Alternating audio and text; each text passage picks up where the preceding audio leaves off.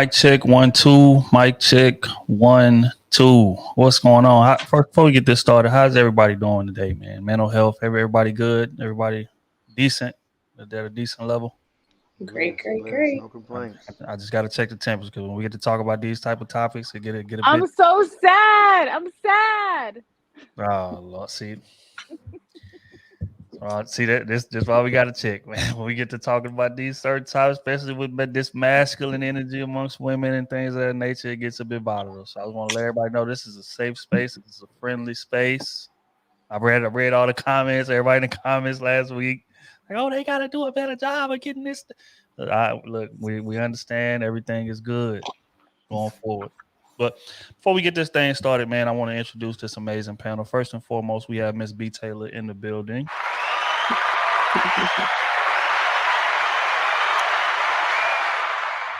Next up, we have Miss Kelly Culture in the building.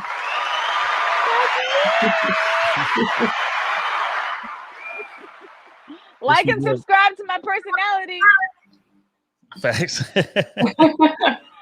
This week we have a special guest, Miss Brandy Taylor, in the building. Wait, so both of y'all are B. Taylor? They actually real sisters. Facts. So see, this comes. I see like the little tag team. That's why I see the little tag team situation forming already. Oh, we're going to have to figure out how to divide and conquer somewhere up in here. It won't be hard at all. It won't be hard at all. It won't be hard at all. And last but not least, we have OT in the building.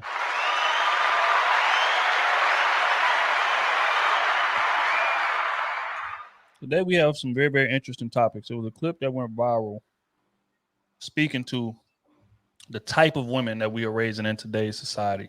I know y'all are familiar with these panels and this whole manosphere aspect. One of the main talking points is just masculinity amongst women.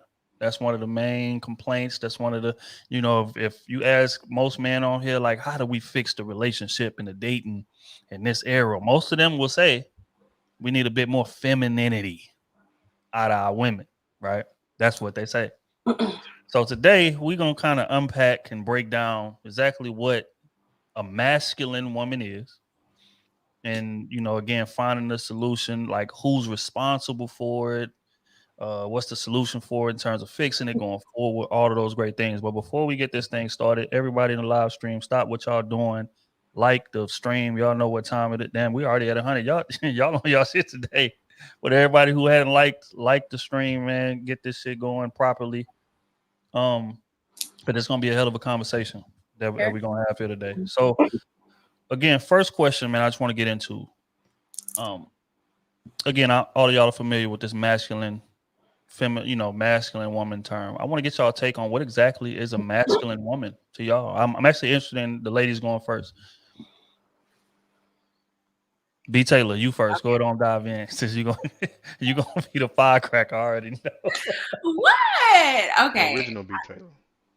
Oh my gosh. I didn't say B. Taylor. I know, like y'all must think I'm like masculine or something. I would say a masculine woman is a woman who is very hostile, a woman who's argumentative, a woman who doesn't want to be led, wants to be the leader, a woman who doesn't like being told anything, hates the word submissive. Yeah, that's just my take on what a masculine woman is. That's a fair definition. Miss Brandy, how would you define a masculine woman? When you hear the term masculine woman, what's the first thing that comes to mind? A woman that's very, very independent. She don't need a man for nothing. Like, I can do pretty much bad all by myself. She has that mentality. Like Brittany said, she want to take charge. She don't need to be led. She wants to be the leader. She wants to wear the pants. She wants to make all the decisions. She doesn't need any man or pretty much anybody to, help her do anything. Valid. Miss Kelly, when you hear masculine woman, what comes to mind? So I know what everyone says, but I like to go by definition. and I just looked it up. Can I read it? Mm-hmm. Is that okay? Oh yeah, go for it. Yeah. Okay, so the definition I just pulled up, it says masculine is having qualities or appearance traditionally associated with men. So it's a woman that's acting like a man. Yeah. That's what I would say, like trying to fit the role that a man should play. That's what I would say is man. I know that people would say, oh, you have masculine energy, but I would say that it's a woman trying to be a man versus I wouldn't say it's independent, because I don't think independence makes you masculine. You can be an independent woman and then still fall in line once you meet your man. You know what I mean? There's nothing wrong with being who you are until you meet the man that you're supposed to be with and then falling in line with his program. So independence to me is not masculine. It's just, you're not sitting around like Rapunzel waiting to let down your hair until your man shows up at the bottom. Like, what? Can I still live my life until you show up? Like, am I just supposed to wait? Just wait? Oh, I'm just going to sit in the tower until you show up. Like, being independent is not being masculine. It's like, once that man comes and you're still trying to be the man when he's there. So that's what I have to say about. Okay, we done put out the official definition in here today. Okay, I see where this is going. All right. Oh, when you hear the term just masculine woman, what comes to mind, bro? And I agree 1,000% with Kelly. She really took the words right out of my mouth. When I think of a masculine woman, I think of you being exactly what a man would be. Like any trait that you feel a man is. A man is loud. He's aggressive. He's real like forceful. He's demanding. Like all these traits are definitely more of like a masculine personality to me. Now, everybody has their own kind of definition, I guess you want to say, of masculine.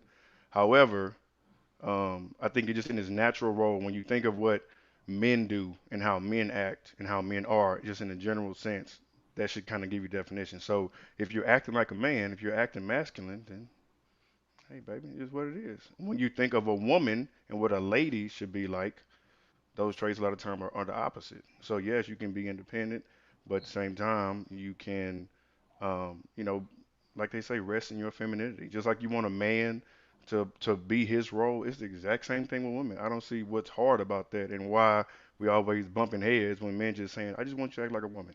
That's it. I'm tired of you acting like me. I don't need my boy. I'm not dating my boy. I'm dating my woman. You know what I'm saying? So I just don't get why it's always. That's I don't know, true. There really should misunderstood. be no clashing. You're right. You're It right. shouldn't. If you tell me to be a man, like cool, you know, because for the most part, I know what a man is like, but at the same time, you can't fully understand. So to a small degree, I kind of get what they saying because I guess it's from their perspective, it's like, well, how can you tell me how to be a woman when you're not a woman? That's just like us saying the same thing. So, but at the same time, we could say what we like and what we are attracted to, and then if you don't name something that addresses what they have, then it's an issue. Yeah, I would agree. I think just when I hear the term masculine woman, I think that it's a woman that engages in dick measuring with you. Like, it's nothing wrong with being independent. There's nothing wrong with having your own. As a matter of fact, those are admirable traits, in my opinion.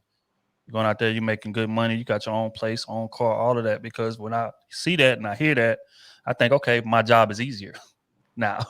You know what I'm saying? That's, because I know what I'm bringing. So if you bringing that, then we're going to be in excess. It's not going to be, whatever. So that's the thought process. But a lot of times what comes with that is masculine traits. I mean, let's just be honest here. If you have a woman that's in the corporate field or anything like that, like, it takes a bit of aggression to climb up that ladder. It takes a bit of assertiveness for those men in that office to respect her the way that she needs to be for her to have her elevated position, right? So I understand it from that angle. But those same things that aid you in your career can be a detriment to you in your relationship.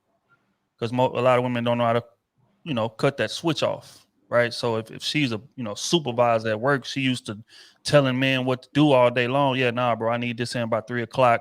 Like, very assertive, very straightforward, very, very blunt, very, whatever.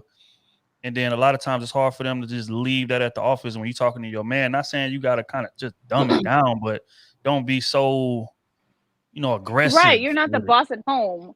He's the Right. boss at home. Like that is your man. That's not your employee. But see, a lot of women have issues Like, cutting oh, I cutting can that take the switch hat off. off. See that? Right. That's real though. So I think that's what I hear. I mean, that's what I think of when I hear the term masculine women. And a lot of times they are combative just to be combative because I want to prove something. That's what a lot of masculine women like have in common, the fact that they feel the need to prove something. I want to prove that I can be just as aggressive as this man. I want to prove that I could be just as loud as this man if I need to be. I want to prove that I could be, you know what I'm saying? It's always a sense of trying to prove something. Again, which works well in your career, but with your man, that begins to be a bit annoying. Because again, he dealing with what he dealing with in the real world in terms of trying to climb up that ladder. Y'all both going through, a lot of the same issues, a lot of the same strife, or whatever the case may be. So when he gets to the crib, he just want to wind down. I just want to chill. I just want to build with you. I'm not trying to compete when I get inside the crib too. You know what I'm saying? Especially if I didn't showcase the fact that I'm a solid individual, and I done showcase the fact that I'm a good leader, and I got us in a real good position. You know what I'm saying? So it's like when you constantly challenging me, even though my track record speaks to success, speaks to progress, then that's going to be a bit annoying. He may deal with it at first because he, love you or whatever, but after a while, it's going to begin to be annoying. So that's how I would define it. But with that definition raises the question, in this climate, seeing as though this is not a traditional climate that we are in, I mean, I think we all can admit to the fact this is more of a 50-50 environment than it was, 60 years ago, per se. So would y'all say that a bit of aggressiveness and masculinity is necessary from women?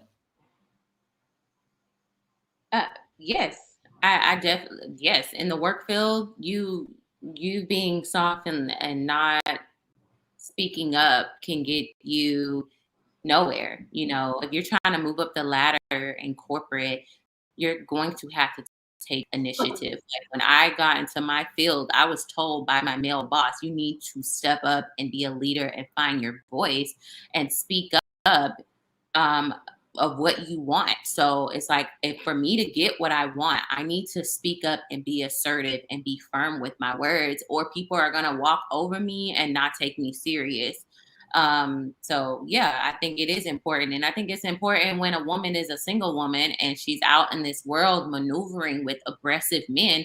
It's okay for her to be a little masculine when it comes down to that, so she can be assertive and say, I said no, and be firm on her word and stand up for herself. Then that's okay to be masculine. I think it's like when you get into a relationship, you should feel a sense of protection where you're able to let those walls down. But I don't think there's anything wrong with a woman moving throughout the world being a little bit masculine when she's in her singleness, because she also needs to protect herself. So I agree with you halfway. So like, as far as like being in the real world, I think even when a man is married to a woman, I feel like he needs to know when she goes outside and he's not with her, she can handle her own. Like, he doesn't need to be worried like, oh my God, is she gonna be so feminine? She's gonna be submitting to dudes in the grocery store. Like, you know what I mean? Like, right. I think he needs to know, like, she's gonna like hold on, like, no, sorry, you need to back up. Like, she's gonna be like strong enough to handle her own when he's not with her. And inside a workplace, yes, because guys will take advantage of you at work. In the workplace, you need to be able to hold your own. But I also believe that even if you're masculine in the workplace, you need to be able to take that hat off once you get home, because your husband is the head of the household. And I'm a firm believer on that. And my godmother, she trained me in this, because she's Hispanic, but she's very traditional. She has a husband, and she has children, and she's been married for over 50 years. But she trained me. She said that I watched her. She like at work, she's a principal. So she's like, okay, you need to do this, you need to do this. She's telling the kids what to do. She's telling all her employees what to do. Go here, you need to be here. Don't be late. Like, she's very like authoritative. But at home, it's literally, she turns into a different person. She's like, hi, honey. Like, she's like, oh, you're home. You need anything? Here's dinner. Oh, tell me about your day. What's going on? Here, let me take your coat. Let me take your bag. Let me rub your feet. What's going on? What happened today? She turns into like a little girl with her husband. but she's comfortable to do that, and she like completely switches roles. I'm like, how do you do that? Like, how do you turn into this? You turn from this boss to like this little girl, and he loves that. He can completely relax. He can decompress. He knows when he comes home, he's in a relaxed environment. He can like just take a deep breath. The food is ready, and he can just relax, and he knows he can talk and vent and be vulnerable with his woman. I'm like, bro, that is what I want to be. I want to be you with my man. I want him to be comfortable enough to be that around me. So she sets the tone, she sets an environment for him to just be able to chill, because he has like 4 businesses. So she's a boss, but he's also a boss too, and she respects his authority. So she can turn it off. But I feel like if you want to be that masculine woman outside the house, perfect. But you need to turn that shit off when you get home, because he is biblically the head of the household. And I firmly believe in that. Like, whether you go to work or not, 50-50 or not, at home, your husband's the king of the castle. Well said, Brandon. Interesting take on that. As a married woman myself, that's very interesting to hear, because I don't act like a little girl when I come home to my husband. My husband knows who I am, because I work in education as well. And I'm a very here type of person as well in my classroom. But when I come home, my husband knows who I am regardless. And there's a boundary that we have. I respect him as being the lead in the household, but he knows who I am. Like, all day long, I don't want to be alone. Okay. So it's not that I can't do it. Like, I can hold my own. I can do this, and that. But at the end of the day, do I want to do it? No, I don't want to do it. I want my husband to be able to step in and be that man. So therefore, I could take out the trash if I want to, but my husband's going to be here. Why? I could pay all the bills and everything because I can. Because he knows I can hold my own. But I'm saying, do I want to do it? No, I want to be in my partnership, in my 50-50 relationship with my husband. But see, question, because you bring about a great point. What do you need to see to get to the point of, just like you said, I want my man to step in. I don't want to do all this shit. I'm capable, right? But I don't want to do it. But what do you need to see to hand them keys over? Just big dick energy. No. Oh my God. No, not at all. I mean, we're high school sweethearts, so we literally grew up together. We went through college together. We went through young adulthood together. So, you know, we had that foundation of friendship from the beginning. Like, we kind of got to know each other on a different level than, you know, most people meet their person and with them, whatever, and they kind of jump together. But he knew he got to see me grow up pretty much. I went from a young kid, 18, to a mother now, a wife. Like, we grew up together. So he knew the quality that I had and what I brought. And he respected that. He didn't try to be like, you need to dumb it down. You need to, you know, hey, let me lead. He was like, you know what? I know my wife can hold her own, but I know how to kind of take a back seat and be like I said, like, hey, you got it. Like, I don't need to just be the one in front. Valid. So your situation sounds pretty similar to mine. Me and my old lady been together forever. She actually in education too, ironically. But yeah, so it's a situation where we've been together so long. She got to see me in all my trials and tribulations. When I talk about this resume a lot in terms of like what it takes for women to typically trust a man, or what I feel like it takes for women to typically trust a man, is they need to see a resume of success, a track record of success. So if you come into the table promising shit and she can't verify it, then you can't really blame her for not wanting to just blindly submit to this man. You know what I'm saying? But I think once a man showcases consistently, hey, my way works, clearly, then they'll be more willing to get in line. B. Taylor, would you agree with that? And what's your opinion on what you need to see in terms of just handing them keys over? Like, are you telling me that women in education get married faster than regular women? Do I need to become a teacher? Girl, I don't know what it is. I don't know, baby. See, he said my wife's in education. Like, I know, it's like, you know, it's definitely like a partnership. Like, you know. Yeah, I agree. B. Taylor, what you need to see to hand over them keys, man? Because we, you know, again, we didn't see you in action on here. We know how. You know what I'm saying? We know how straightforward and forthcoming and blunt. Okay, wait. Shape the question up, because I'm lost to what you asking me specifically. Okay. The question is, in terms of handing those keys over, we get to speaking about, you know, I'm I'm a woman, but I'm capable of paying all my own bills. I'm capable of leading my damn self to success. What does it take for a woman like that to hand those keys over? Oh, she's gonna have to break down her wall.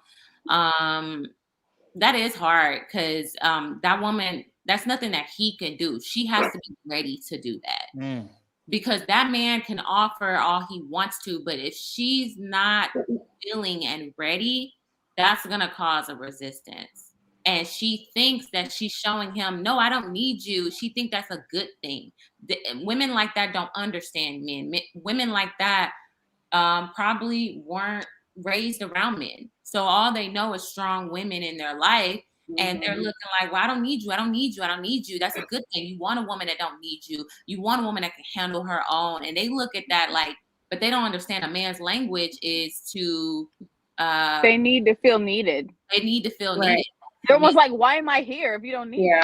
Exactly. So the women that watch grandmas do it, they watch their moms do it. Like, so, you know, it's kind of like a generational thing. You've seen all these women do it previously. So you're just like, I could do it too. Like, I don't need this man, but I'm like, please pick up my bags. Yeah, facts.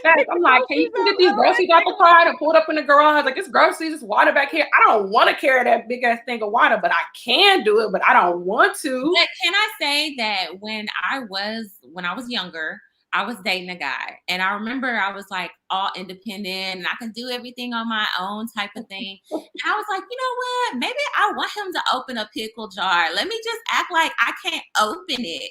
And he was raised by a single mom. So when I was like, oh, can you open this for me? He goes, why you being like, you can't do nothing? Like, he was like, why are you acting so weak? Like, you need to learn how to open a pickle jar on your own because nobody's going to always be here. So it was kind of like, there are also men who want I would just say it was a pickle jar, you know. He's just like, dang, you can't like knock a knife on top of it or something. That's probably what it was, just a pickle bar. That's all it was. He should have opened it. It was too tight. So he should have opened the pickle jar for me because I didn't want to mess up my nails. But he was like, no, you need to learn how to do that. So I was like, well, what's the point of like being like feminine? It's certain things like, okay, we have air filters, like we have 12-foot ceilings. So I went to the store, I bought the air filters. My husband got off work. I was like, hey, the air filters, like they need changing. I'm not about to get up there on the ladder, like and change them. He did it's certain stuff like that. So maybe that's why he was just like, it's a pickle jar. You could pop the top. So it sounds like y'all are selectively independent and not all the way independent. Do y'all want to speak to that?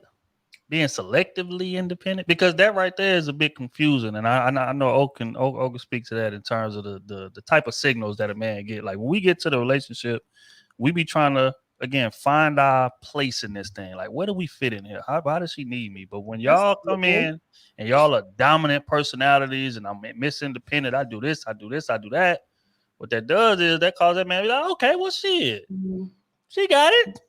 So, yeah, you know what I'm saying? So how so can you speak to like what type of what those mixed signals do to a man when we coming into that? Shit, it turns me off. I mean, again, like you know, like you said, we're not trying to date our homeboy. If you got everything, what do I need to do? So I'm gonna let you do you, and then you get mad when I let you do you. It's like this what you wanted because this what you presented. Yeah. So now I'm kicked back, you know, just observing, and it's like, oh well, you not you acting like this, you act like that. No, baby, this what you told me. You told me you got it. So I am waiting for you to show me that you got it.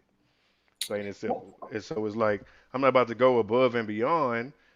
Again, when you keep proving, or it's not even proving, but you trying to prove. Like B say, dick measuring contest. We always in competition with each other. Like you're not my boy. Like that's what we do.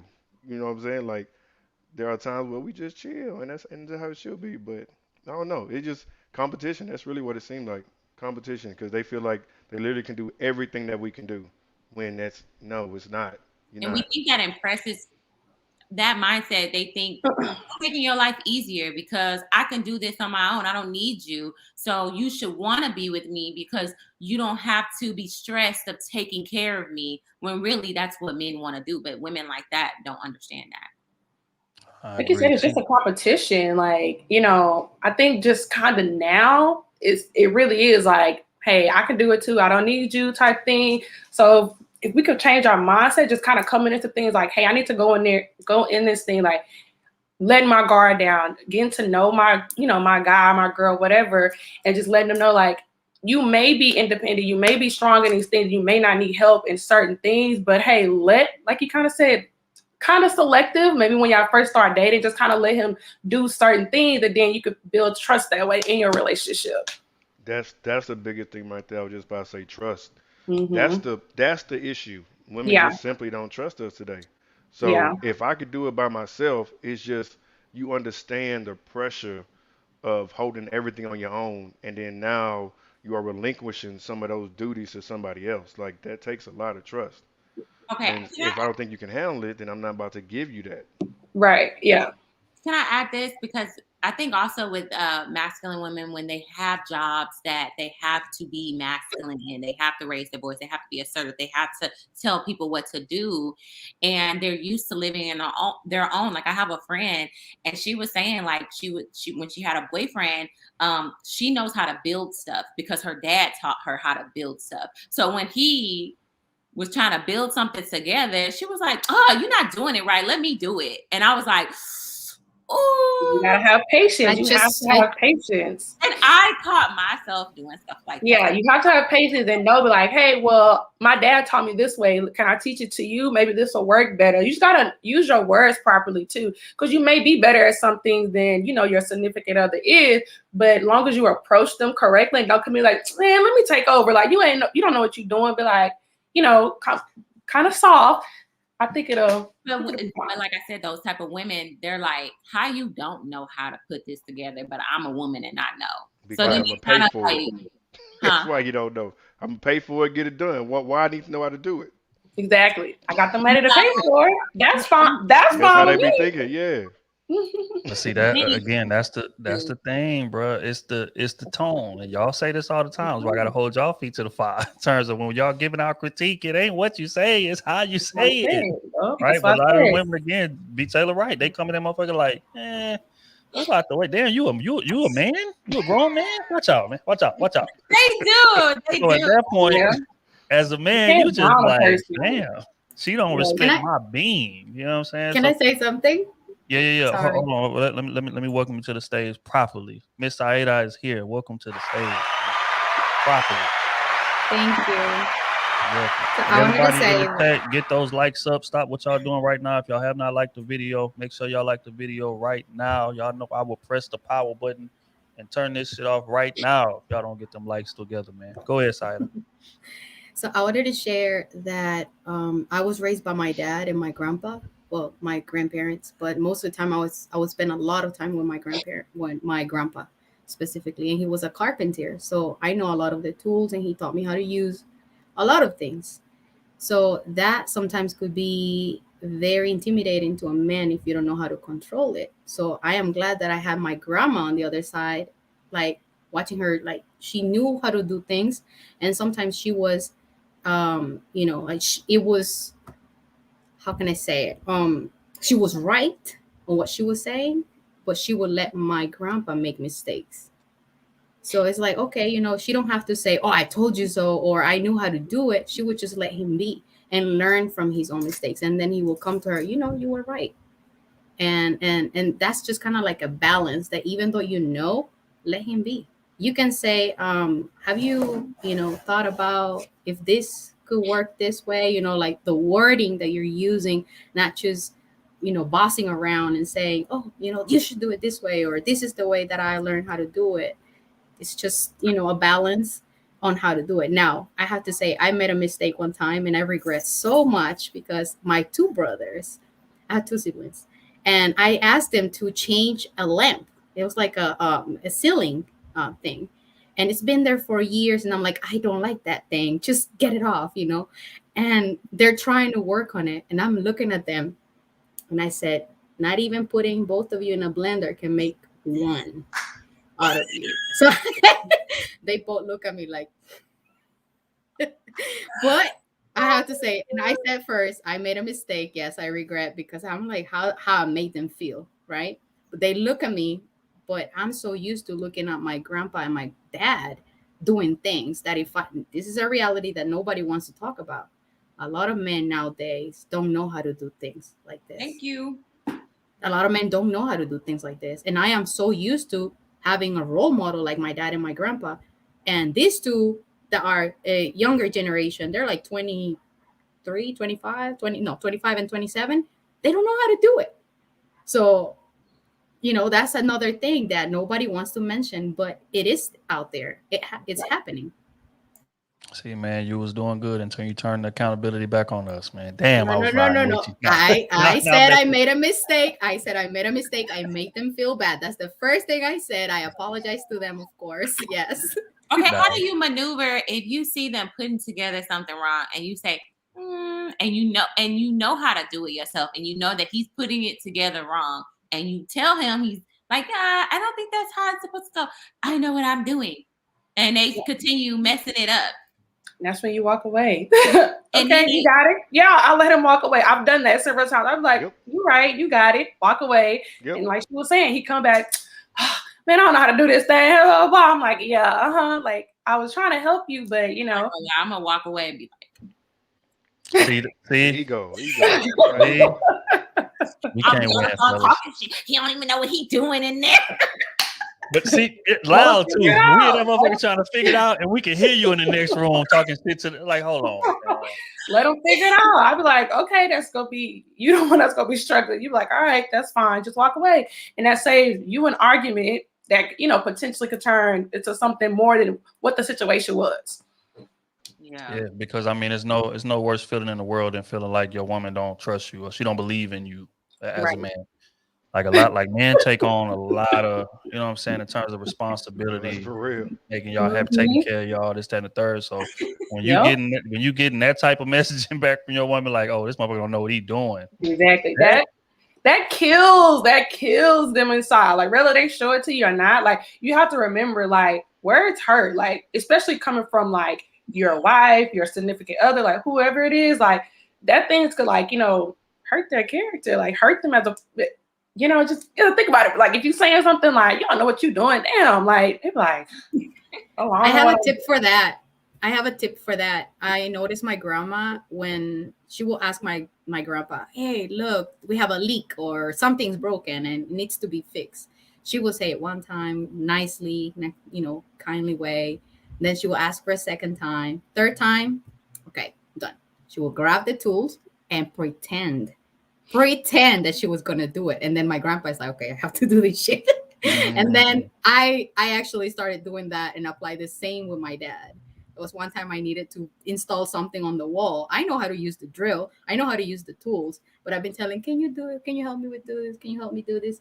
Third time, I'm like, okay, I'm gonna grab the drill. And I just like, and then he's like, what are you doing? And I'm like, okay, that's my daddy. Yeah, it works. Now and you don't have to say, oh, I know how to do it. You don't have to say, I know how to do it. You don't know how to do this, or you're not helping me. Just, it's persuasion in a different way. That's it. Real quick, man. We're gonna pay some bills, man. We got a shout out to the super chats that's coming in. Shout out to Malik Ford in the building. We appreciate you, G.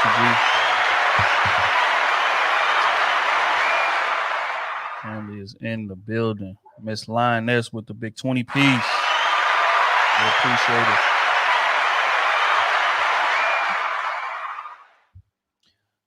It's family in the building. Andre, what up, bro?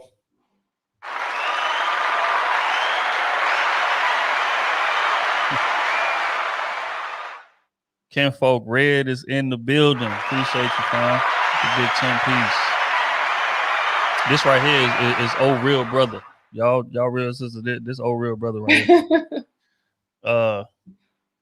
Gary Burch in the building. We appreciate you, bro.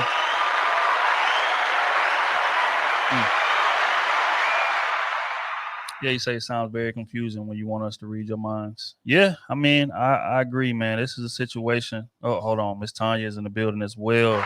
Big spender in the building. And last time she almost broke the cash out button last time. Jesus Christ. Bilal in the building. What up, Ali? Patreon members in the building. In the chat, I see y'all. If y'all not subscribed, y'all ain't subscribed to the Patreon, man. Patreon.com/Crew Season, man. Y'all already know how we give it up for that extra content and early release of the pod and all of the little things that we be having going on behind the scenes. Make sure y'all tap into the Patreon. But yeah, so I mean, trust is a very, very important thing. I think I want to ask y'all specifically, do y'all feel like it's the mistrust that kind of leads to women being so masculine in this era? I want y'all to think about that. Think about your response. We got to pay a couple more bills. They coming in. It's a 95. We appreciate you. The big 20 piece in the building.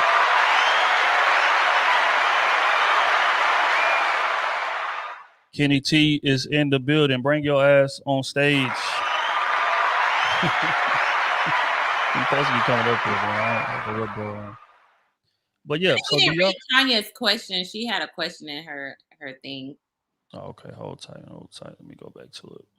Okay, so at what point does a woman step in, especially if an error will affect the home negatively? Do you stay quiet and allow the error you see happening?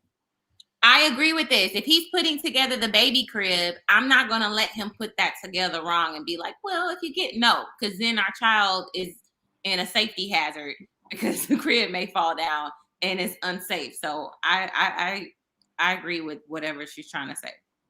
I mean, it's not just, you don't just completely walk away, just be like, oh, well, it is what it is. I'm gonna throw my baby in there. It's kind of like you come back, like, you know what, actually, after looking at the direction, I think something's wrong. Let me try to help you fix whatever's going on. It's just working together instead of trying to working against him and down him for trying to put the baby's crib together. Because nobody, sometimes it's confusing reading those directions off the paper. So I'm not going down. You be like, oh, you don't know how to do this. Like, I mean, especially if it's your first child. Like, my husband didn't know how to put no crib together. He struggled putting it together. Like, it took him a while to figure it out. And I was like, I don't think this side's supposed to go over here. He was like, let me see. Like, so it was a team thing. We worked together. Yeah, man. I think y'all got to give men a bit more credit, man. Y'all acting like we just gonna drive the car off the cliff, willingly. It's like men know when I agree with you. I agree with you on this. I agree with you on this because I suck and hate reading instructions. But man can read those things. All the instructions for them is so easy. I had to watch a video on how to install a doorknob, and my dad is like, like. Right. But that's so the thing. Like, it's easy, so I have to give you that. Yes. Yeah, man. We gonna pay attention to details, especially around the crib, man. You know what I'm saying? Especially in regards to like our kids building baby cribs and stuff like that. That man will be up till 4 a.m. before he build it wrong. Yeah, he build it wrong. He gonna take it down and rebuild it over again. You know what I'm saying? But we ain't going like that. Yeah. For sure. So y'all got to give men a little more credit. See, that's what I said. I told y'all it was gonna be some tag team man hating kind of undertone in here, but we gonna fix that. Everybody in the chat, man, make sure that y'all done like the stream already. If you have not liked the stream, make sure y'all like the stream. Likes are free. If y'all like what y'all seeing, the video, we gonna play the clip in a minute and break that down. But how we do it, man. We gotta slow roll into it. We don't want to just dive in right into the main course. We gotta slow roll into it. But everybody take the time right now, like the stream, like the live. We definitely appreciate y'all. But getting back to the question that I asked earlier, how big of a factor do y'all feel like just the mistrust of men in this generation plays in the masculinity of women? It's big. I think it's a combination of both. It's just a combination of them just having to do things more on their own today, on top of them not trusting men. So it's like it's magnified. I'm with somebody I don't trust, so my personality really got to come out. I really got to show you that, this is what I can do or this is what I'm capable of. And so, shit, if you don't trust nobody, like it's always going to be some headbutting or questioning going on and things like that. So, yeah, until they get somebody that they can really feel like they can just really relax to, it's hard for it to happen.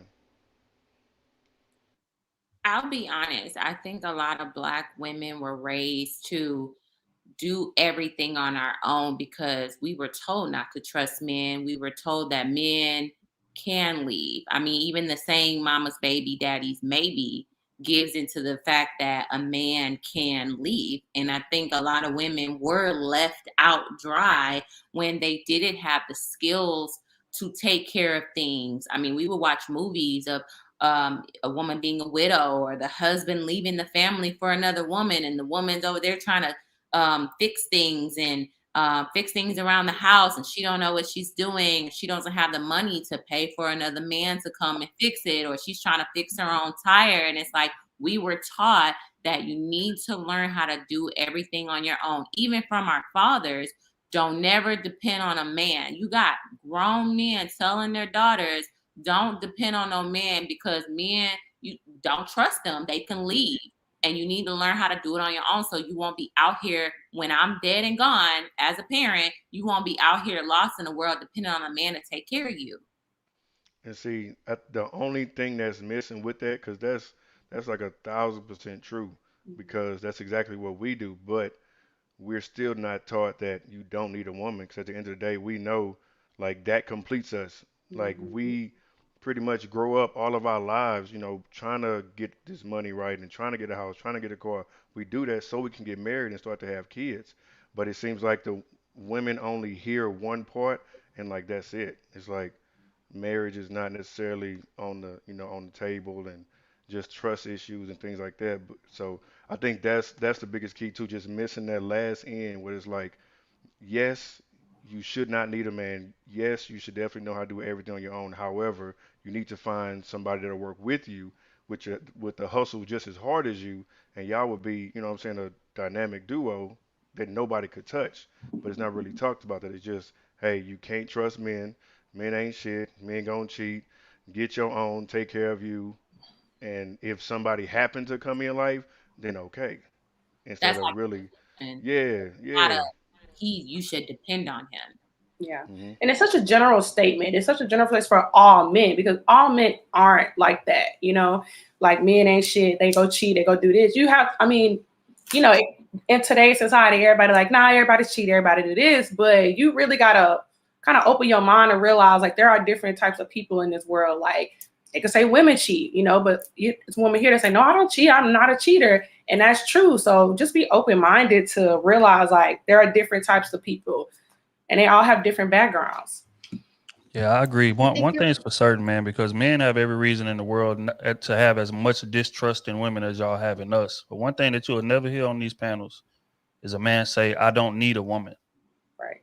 because we are very aware of what a great woman. Don't get me wrong. We ain't talking about regular women. We ain't talking about chicks that we just hitting or whatever. I'm talking about real women that we see legacy and future with. We know the importance of what that brings to our life, so we'll never say, man, we don't need no woman. We don't need no women. You know what I'm saying? And I feel like that's, and again, not trying to point the finger at y'all. I'm not trying to tip the scale in terms of blame, but I'm just saying I hear a lot of women say that. So where it's like, oh, I don't need no man. I'm good. I could just, what I'm saying, I can I can go have me a kid. I have my career. I'm good. I don't need that. But I think that's like part of the problem, because what that does is that kind of makes you move subconsciously that way. You know what I'm saying? And not saying that you should be, out here saying, "Oh, oh man, my life ain't gonna be nothing if I ain't got it." That ain't what that is. But I think you got to plan for it. The same way that when we raising our daughters up, where I say all the time, you got to teach your daughter to walk and chew gum at the same time. And what I mean by that is solidifying your career, solidifying, your comfortability as far as living, getting your own crib, getting your own car, getting a nice paying job. All of those things are great. But in the process, keeping in mind, eventually I need to make room for a man. And a lot of times those women who are like overachievers out here getting to that bag and stuff like that, they literally don't make room for a man. It's a situation like, okay, when I'm dating him, you gotta come in here and get around what I'm doing. It's not, I ain't created no space for you. I think that's what O is saying in terms of like, man, when we go out here accomplishing what we accomplishing, getting our high paying jobs and doing everything we doing, it's all with the mindset of eventually I'm gonna have a family. Eventually a woman is gonna come in here. Eventually I'm gonna have a kid. I'm gonna have a family, because we conscious of what legacy is. So again, I think that's the key. Teaching your daughter to walk and chew gum at the same time. You don't have to be you don't have to be one extreme or the other. You go out here, you get your career, you don't need no man for nothing. You go hard, achieve, or you sit on your hands and wait on a man to come save you. I don't feel like neither one of those angles are good, even though a lot of times that's what they be preaching on these panels, and that's why I say we ain't part of this whole manosphere thing. But yeah, nah, man. I mean, again, you got to be cognizant of that because everybody wants a family. Everybody wants a significant other, a partner of some sort. We can sit up here and talk, like we got a damn S on our chest and we superhuman and I don't need nobody. I'm good. If I die alone, I'm good at 85. Nobody wants to die alone at 85. They don't. So you should be setting your life up to accommodate your real wants and stop living out of fear. And that's what I feel like a lot of women are living out of, men too, if we're gonna be honest. But like a lot of women in terms of this context of this conversation are living out of fear. I have the mindset I don't need a man because I don't want to be hurt. Yes. I don't want to be let down. Yeah. I don't want to be, I'm saying? I grew up in my household and I seen my mom struggle with niggas that wasn't worth nothing, wasn't consistent, halfway working, whatever the case may be. I don't want that. So I'm going to set my life up. I'm going to go 100 miles an hour to set my life up to where I don't need that. But again, in the process, you cutting out good dudes that's willing to come in, work with you. You know what I'm saying? Like, baby, I understand your trials and tribulations. But I'm here. And we're going to work through this shit together. You do have good men like that. And a lot of times you'll push those men away because you're so unwilling to change. You know what I'm saying? So again, man, we just got to be cognizant of just how it is that we moving out here. Hold on, we're gonna bring up a couple more guests. First and foremost, the special Miss Kayla. Hello. Welcome to the family. What up? How y'all doing? Good, man. We in here discussing why B. Taylor was so masculine on this stage the other night and caused so much trouble, man. But we're gonna get to the bottom of it. I saw Kayla in the comments. Thank you. I was in the comments. And did. And all right, hold tight. We're gonna bring up Dardell is in the building. What up, G? Yeah. Take Dardell off. He was going to talking shit over. What you say? I took exactly what I said in the back. Oh my God. But okay, Miss Kayla, now that you're here, I definitely want to get your take on this. When you hear the term, because we hear it a lot in this space, masculine women, how would you define a masculine woman? Or what comes to mind when you hear that? Okay, so what comes to mind to me is someone who doesn't believe that they need correction. Someone that doesn't think that someone that's competitive or has like a competitive nature about everything. What else? Someone that doesn't consider, that's like not considerate. They feel like they should come first. That's a very like masculine trait to me. Yeah, I mean, that's what I could think of like off top. I didn't get the topics before, so. No, that's all good. No, nobody did. I'm just rolling them out as we go. Oh, okay. But understanding that definition, and I'm gonna ask you the same question that I asked them. In this climate we are in today, do you feel like a lot of those traits that you just named are necessary, and why? I believe that they have been necessary for Black women. I think that Black women are the most disrespected and least protected. So they were, like other races of women, there wasn't always like this space to be soft and vulnerable. And like that stuff is how you would become a victim. Right. So because they're the most, y'all know, like Black women are just go through a whole lot. So I think that the lack of protection, the disrespect, makes some people feel like you said, like, I'm not dealing with this. Like, I'd rather just be a boss myself. And like, I'm not gonna go through that just to be with a man. So I do think that unfortunately that has been necessary because of the lack of masculinity, because all people have feminine and masculine. That's the only way you could be here. But because of the lack of masculinity, that like females have had to increase it in themselves because it has to be present. If I have to be mom and dad, I have to be mom and dad. So I have to teach my son to be tough, and I have to take on masculine traits so that I can do my best. Because you can't really you can't really fully do it, but to do your best, you have to do some things that the father would do in the house because he's not here. So I do think that, unfortunately, that is the case sometimes. Mm. Man, like Darnell. I'm gonna say, but also too, like, there's a lot of reasons why the men weren't in the house. It wasn't like men were just getting up and just leaving. Now, in some cases, absolutely, but we got men that's out here gay.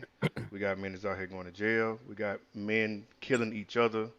You know what I'm saying? So it's like so many variables that add to it, and so women don't have nobody in the house, like for generations. You know what I'm saying? Sometimes the grandfather, daddy, and the son, like all of them get killed by gun violence or something like that. So it's like, Mm. how do you expect there to be, men in the household when they're not there, period? Like some of them don't even get a chance. You got kids out here getting killed, you know what I'm saying, 15, 16, like early.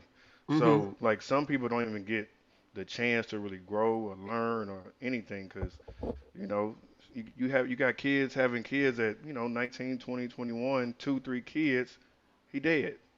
So like what do you kind of expect in Mm. many instances? And then you got men out here who finally can get women, and now I can get multiple women. So it's a mix. It's a crazy mix of just life in general. And yeah, women have been like forced to step up, and then again you got men cheating. So the men that are around is like, you might step out on me, so I gotta really protect myself because it ain't like the pool is big anyway. So I'd rather just hold my own and do what I gotta do because I've seen grandmother and my mom and everybody struggle, and I don't want to go through that. So And it's just also, crazy. It's crazy. add to this what Kayla, it kind of just sparked in my mind is that were black women ever given a space to be feminine with racism in America, specifically talking about America, because y'all don't have a problem with us going out marching and yelling when there's a hashtag of a black man being killed. Y'all don't say nothing about that, but other races of women, they don't have to go out and do stuff like that. So it takes a lot of anger and rage and being loud to be heard. So when I see a lot of women who are standing up for black men and out in the streets yelling, screaming, angry, fighting for their rights, what do y'all have to say about that? 'Cause that's masculine. Like, Hold on. Okay, could you repeat that question one more time? I'm just saying, like, black women also weren't given a space to just fully be feminine because, like, I look at the women. I was watching a podcast where a woman was saying we need to stop marching in the streets for these black men because one minute they want us to be soft and feminine and submissive and not loud, but then they don't have no problem for us marching the streets for them when they are a hashtag and we're yelling and fighting and being aggressive in the street and fighting for their rights. So it is a contradiction when it comes down to that because if I'm being soft and feminine, I'm not going to be out in the street yelling and fighting for rights, right? So I'm just a little confused on that because I remember watching a video about that. So, But see, my only thing with that, and then I heard you said earlier about like other races of women don't have to be out in the streets marching and protesting when they men get killed. I think what we can't ignore here is the deficit that black men are under. Same way that you said that we ain't never really had a chance to be feminine. A lot of black men ain't never really had a chance to be masculine either. yeah. Because of how the system is set up, dating back to slavery all the way up until now. It's always been a foot on the man's neck. It's always been hurdles that he has to overcome in order to close this gap that other races have, right? But in the process of that, he's trying to lead a family. I'm trying to protect you. I'm trying to, whatever the case may be. So men are dealing with a lot. And a lot of times he don't get the chance to be as masculine as he should, just like spoke to, boys getting locked up and different things like that, just based on not having opportunities. Man may want to be a good upstanding, working man or whatever, but he just never really had the opportunity to do that. And now he done made a mistake as a kid, went to prison, and now he got a record. So now, even though that we was starting this family, but I didn't have the opportunities to go out there and make the money that the white man had or the Jewish man had or the, even Asians that come in this country. They able to set up businesses and, real quick, like with no hurdles.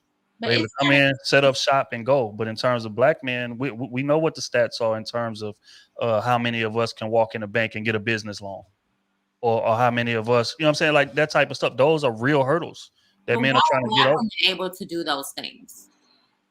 Well, What's the I think question? Why are black women? Hmm? What was it? I didn't hear what B. Taylor said. I honestly think that the main part of that is the word is boy.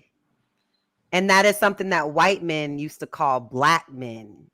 And if that's not the ultimate strip of your masculinity, I don't know what is. To have another grown man refer to you as a boy, letting you know you have no power, you have no masculinity. You do what I say.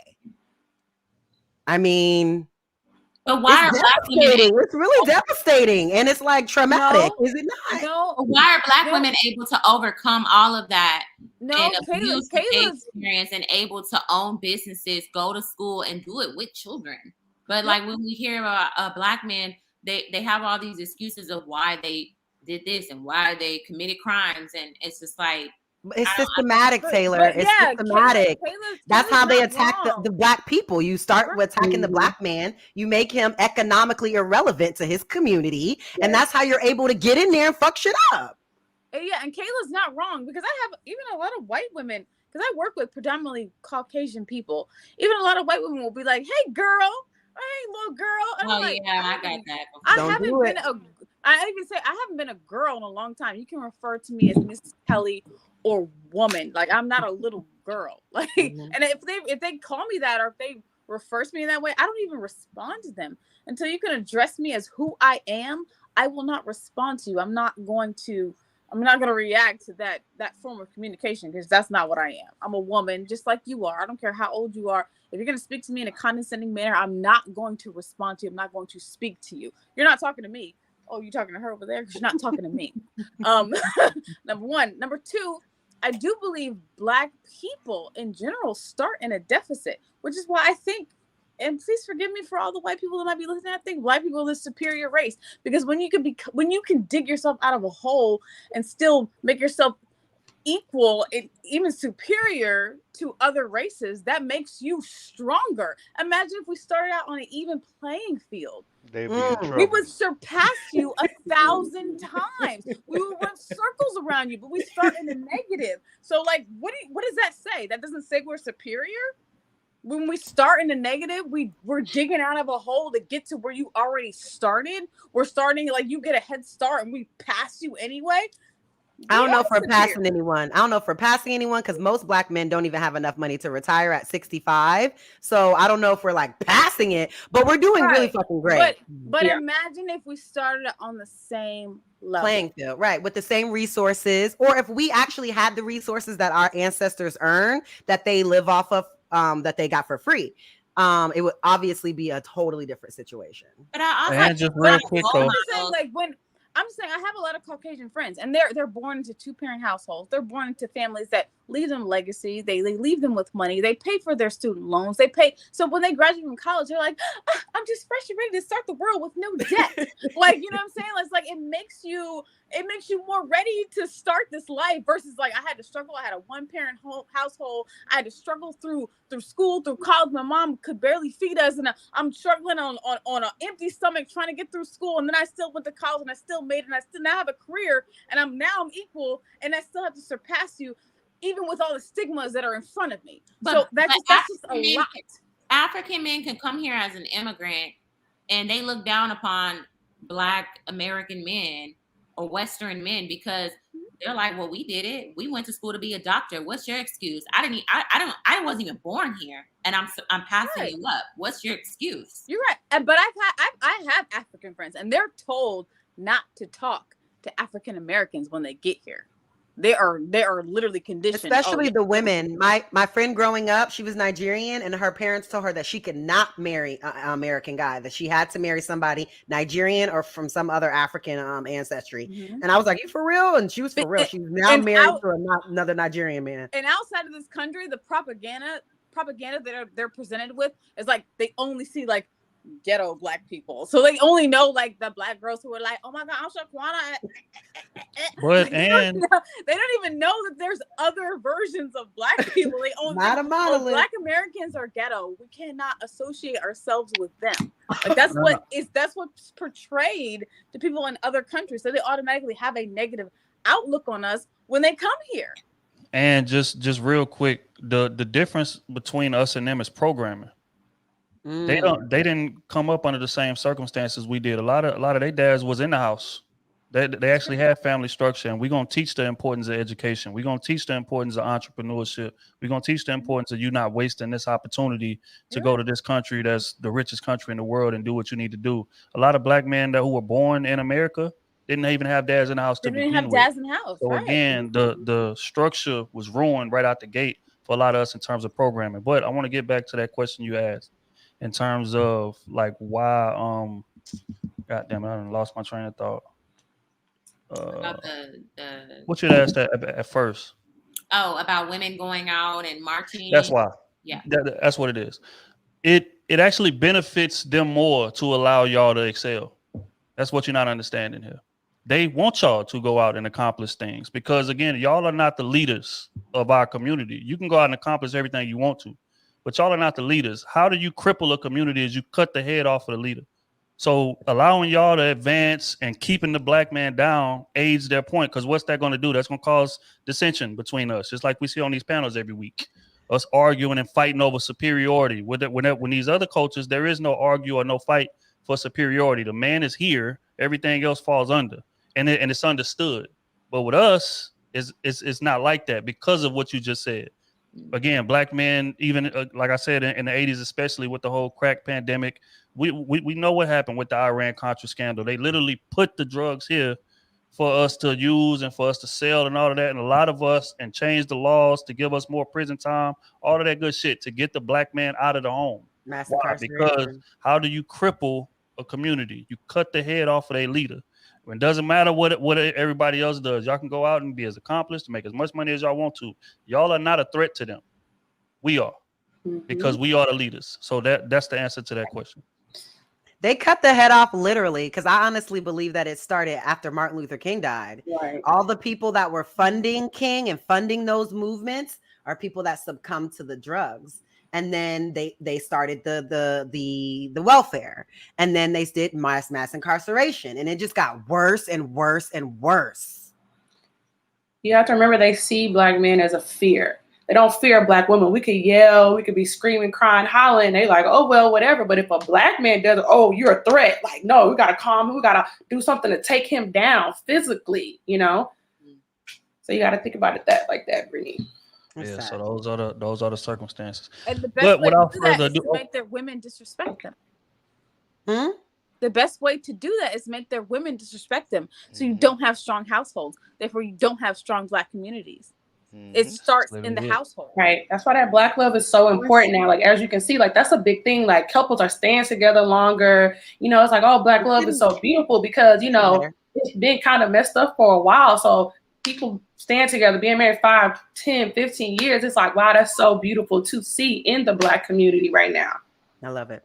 Right. That's a fact. And I'm proud to be a Black woman because of like what my parents instilled in me and what I saw them go through as a couple, and they were married until my dad died. So I don't want to be any other race. I'm proud to be Black.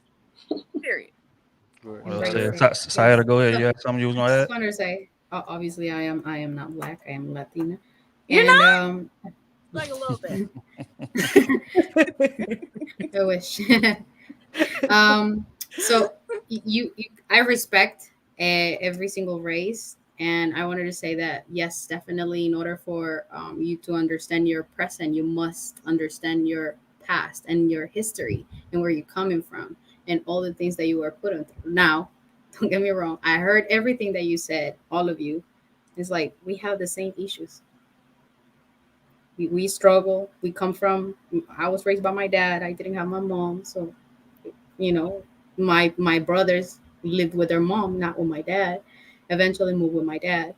But I think the difference is the last thing that either Kaylee, I think, mentioned, that you decide to stay together And that's one thing that is judged or criticized to the Latin Americans, people that, oh, they live with their parents until they're grown.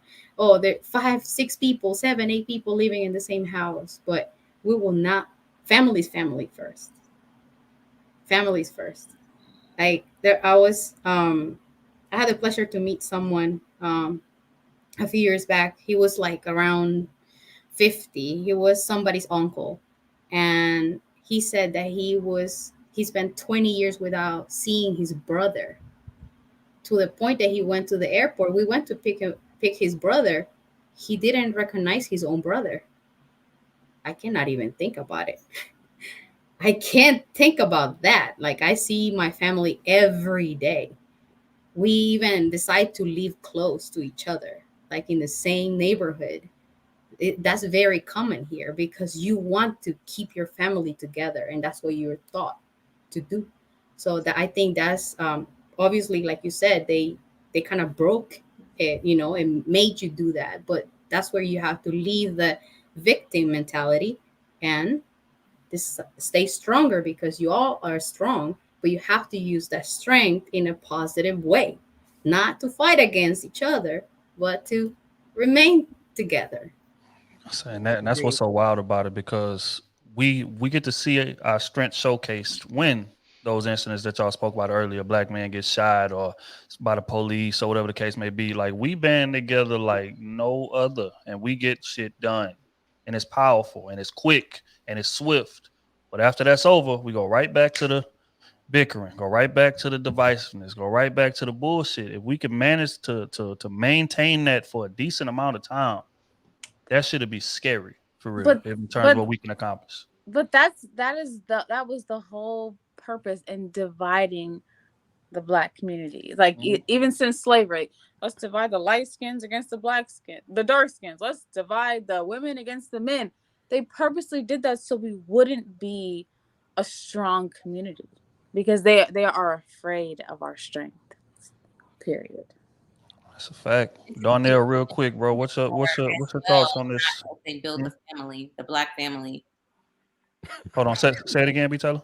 I said this gender war that's going on between black men and black women, of men, save yourselves, and I'm gonna go out the country and get me another woman, when the other races look down on you anyway, and y'all acting like these other races of women are flocking to Western black men. Like, oh yes, how many white women are just running to black men? Like, or how many other races of women are running to black men? So a lot of them go out and be threatening black women, like, oh, we're gonna go out.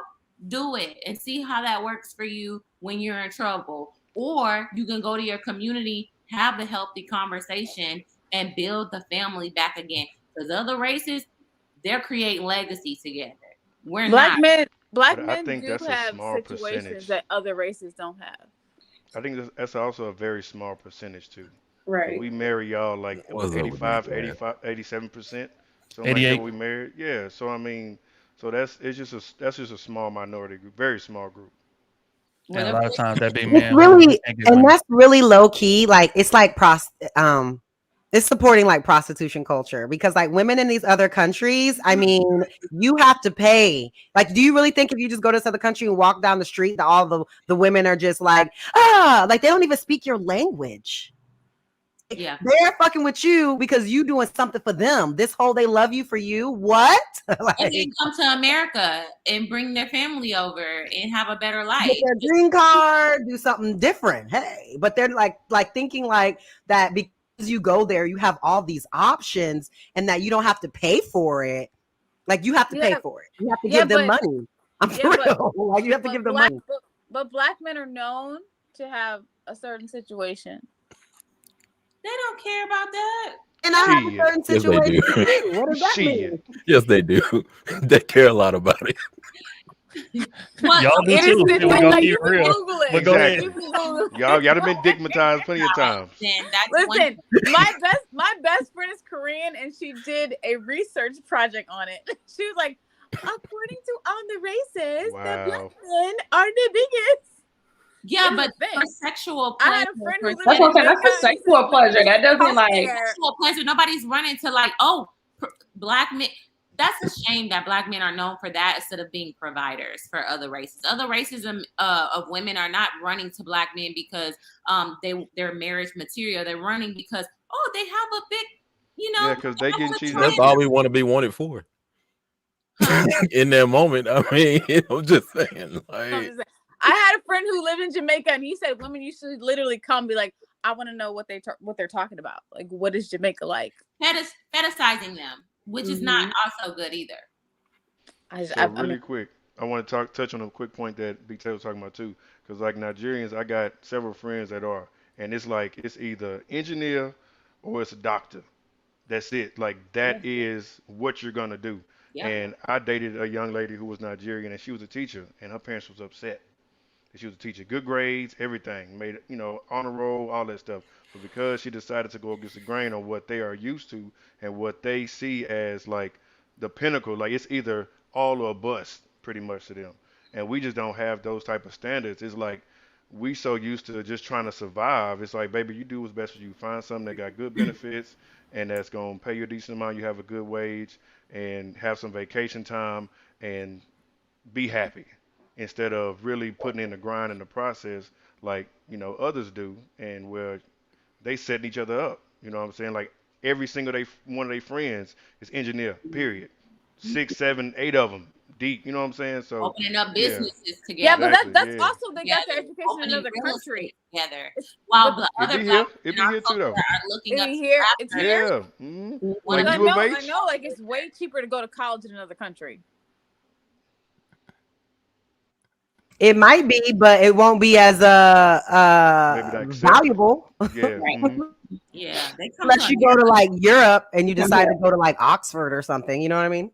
they come to America to go to school. But I'm just saying what our community and Western Black men, their role models are not the doctors and the engineers. It's the NFL dream that their mom is like, oh, my baby gonna be in the NFL. He gonna buy me a house. To get them out the hood, like, or to get them out their certain situations. Like, they put that pressure on the child and they fantasize because, like, I have a son and I'm not just gonna be like, you're gonna play sports, like you're an athlete, you're gonna do this. Like, I'm gonna instill in him like education is important. Like, whatever route that you choose, you have to make sure that you instill in, this future that's coming up. Like, hey, education is the thing as well, not just playing sports. And every older Black man, I would hear them at the cookouts, and they always be talking about their sons. Yeah, I used to play until my knee got hurt, but my son, he gonna make it. And they put that pressure. Yeah. The son be dumb as hell going to college, and then he make it, and now he drop out of college because he ain't even playing no more, and now he just walking around lost. Locked up first semester back home. Like we saw that a lot growing up. I have That's a friend sad. who was like the MVP in our high school, and then he went to college and he damaged his knee like his senior year.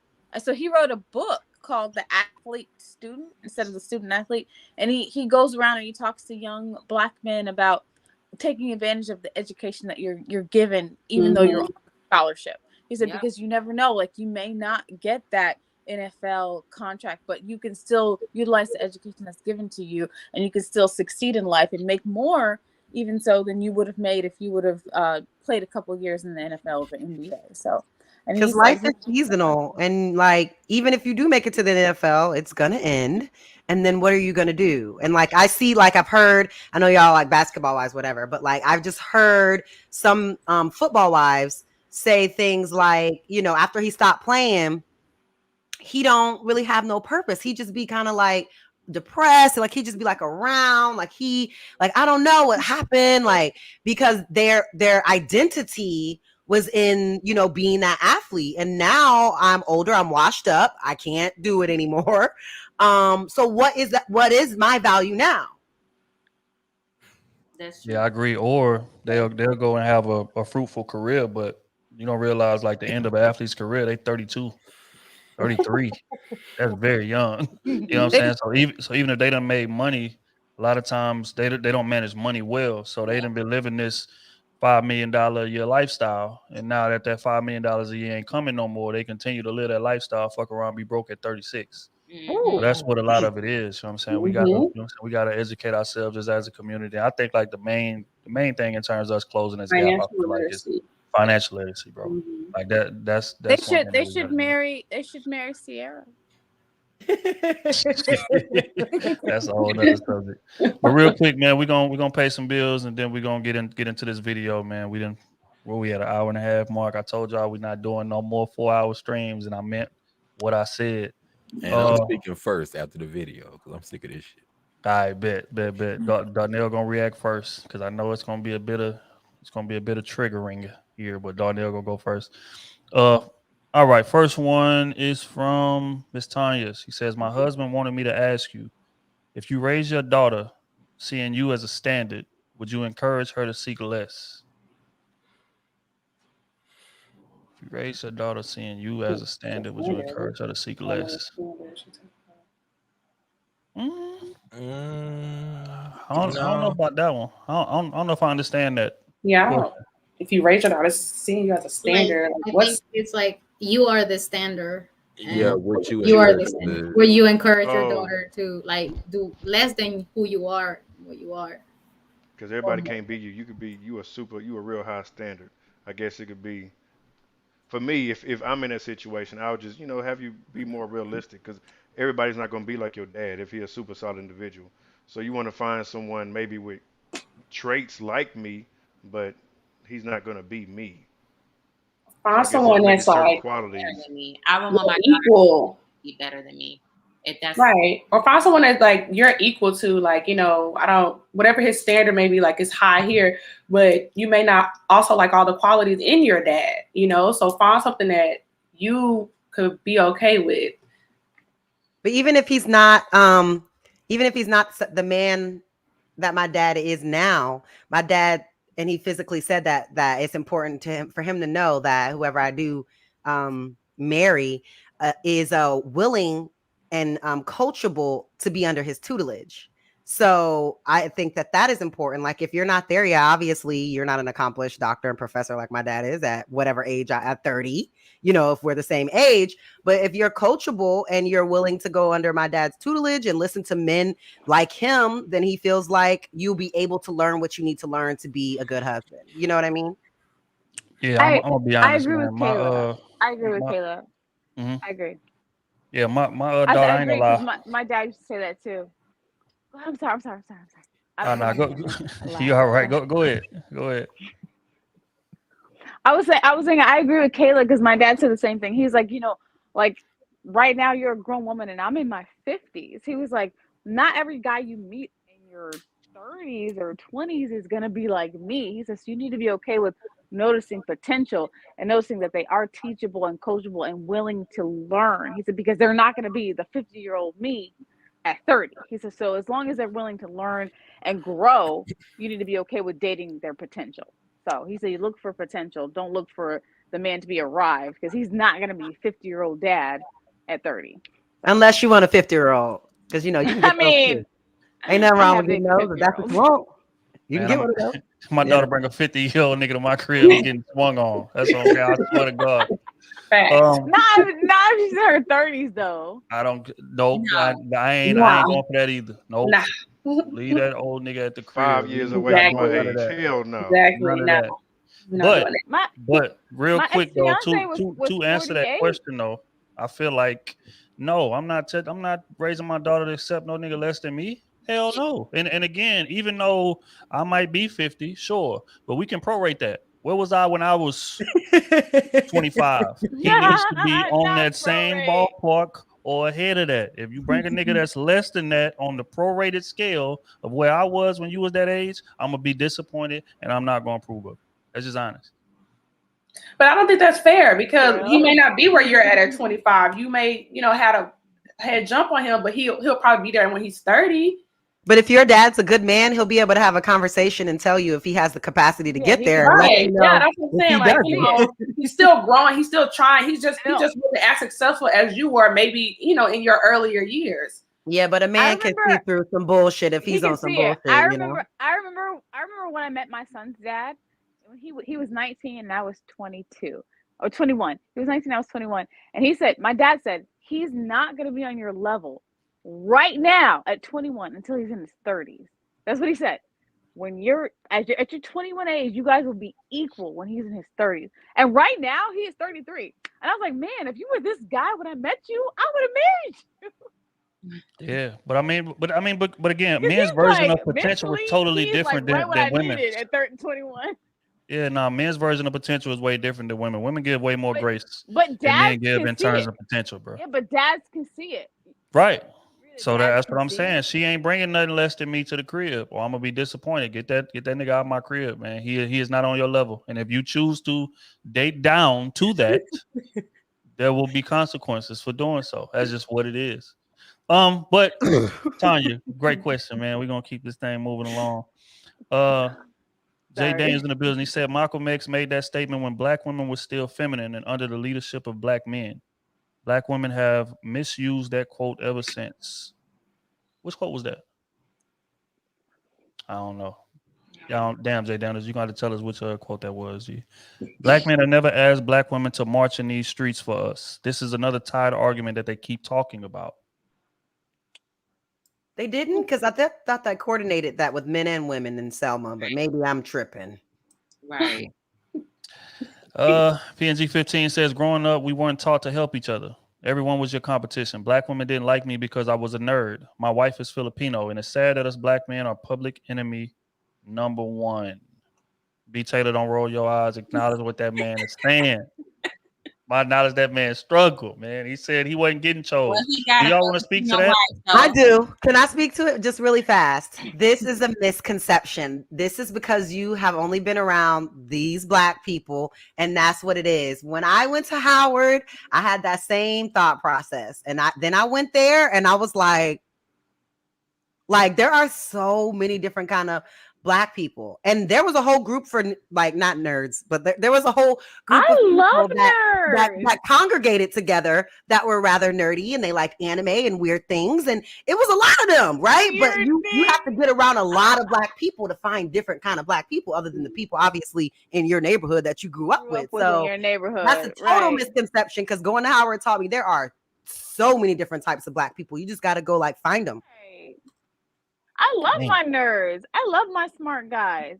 If you can't mentally stimulate me here, then I don't care how cool or cute you are. Nerd and being a smart guy, I don't know if that's the same, but anyway. No, I love nerds. Like, I really hope that there are women out there like me that love nerds. What, Trill? A whole nerd. Am I lying? We're not gonna bash me. Am I lying? You're not lying. But there are guys out there that are smart that are still cool. They take them glasses off and they fine. Now nerds. I dated like real nerds. Those like nerds are different. They dress a certain way. Everybody's like, what he got on? Like, he's not the cool guy. Like, nobody paying attention. Wait, are y'all thinking about Family Matters Urkel nerd, or like just I'm smart? Like, that's what I think of when you say nerd. That's what I think of when you just say a smart guy. I just think of like a regular guy that likes to like be focused on his schoolwork or whatever. But a nerd, I think like awkward, weird, like. Didn't Urkel like anyone who may be watching? Stefan. Exactly, Urkel turned it to Stefan. So if you could turn it to Stefan, period. Let's go back. Let's go back. B. Taylor, how did you end up with the dude that didn't know how to dress?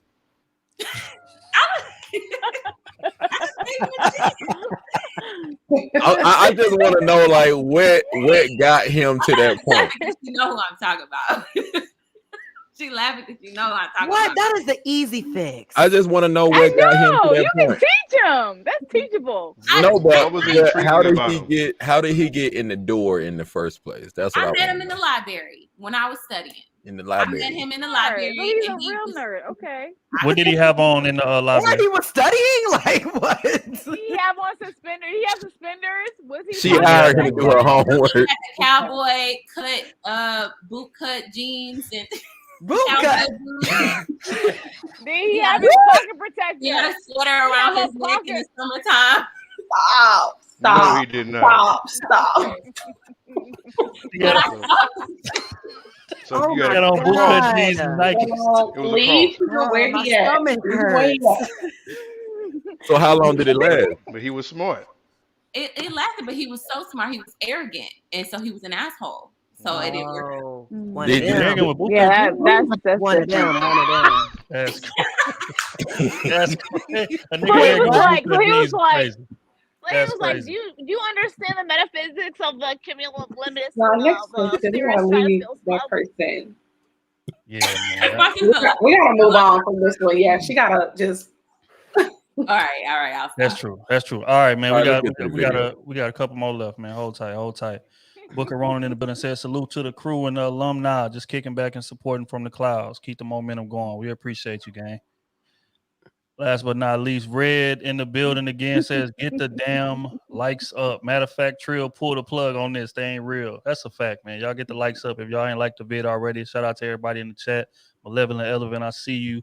Travel One, I see you. Everybody in the chat, man, make sure that y'all like the vid if y'all have not liked it already. We getting ready to get into the video Can I ask a question though? Can I ask a question? Kelly, what is going on? Why are y'all watching for hours if y'all are not liking this? What's the problem with hitting the damn button? Kelly left the screen for 5 minutes and came back a different person, bro. Oh, Kelly she is great. She has, I knew it. I called it. She has some rose all day. Okay, there's nothing wrong with that. I gave this All right, on man. Kayla's show. My grandma died, and I'm Yeah. lit AF. So I have the right to be because I'm grieving. So leave me alone I got and you just now. enjoy the show. We just want to do it. All right. You can comment next enjoy the week. show, But this nigga. week, my grandma died. Okay, so leave me alone. I can drink. Leave me alone. That's All I'll be right. a lady. This week, I'm grieving. Okay. My grandma died, so leave me alone. All This right. is my third. All right, man. We go Drink get into the video real quick. Everybody mute up so we can play this Why are clip. you laughing? And I want to Kayla? get y'all response. Hold tight. Everybody mute up. Yes. Hold tight. Hold on. Can they see? Oh, there you go. All right.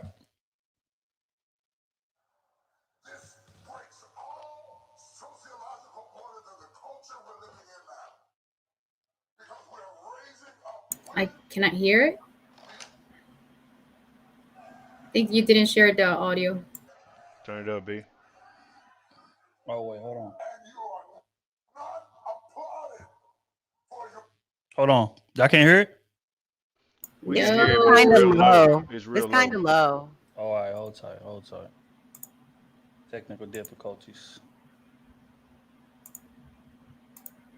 All right, we're going to try this one more time. Oh, okay. There it is. I wasn't sharing the audio. On tab. Right here. All right. Gonna try this one more time. All right, I'm gonna start it over and y'all nod, put ones in the chat if y'all can hear it. This breaks all sociological orders of the culture we're living in now. Because we are raising up women to be men.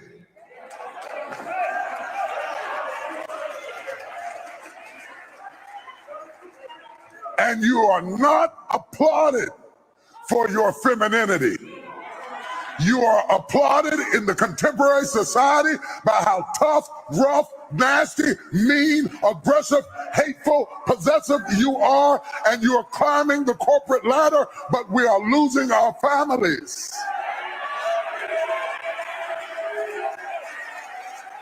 I know you can buy your own car. I know you can buy your own house. But until you create a need that I can pour into, I have no place in your life. So stop coming home bragging to me about how much you don't need me and wonder why I shy away. Oh, y'all ain't gonna talk back to me. All right, I'm gonna play it one more time. For anybody who missed it, anybody that ran off to the kitchen, grab something to eat. I'm gonna play it one more time so everybody can hear it top to bottom. Then we gonna Darnell, we coming right to you for the first response. This breaks all sociological orders of the culture we're living in now. Because we are raising up women to be men.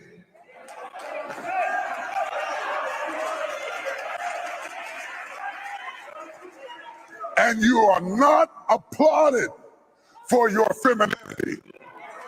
You are applauded in the contemporary society by how tough, rough, nasty, mean, aggressive, hateful, possessive you are, and you are climbing the corporate ladder, but we are losing our families. I know you can buy your own car. I know you can buy your own house, but until you create a need that I can pour into, I have no place in your life. So stop coming home bragging to me about how much you don't need me and wonder why I shy away.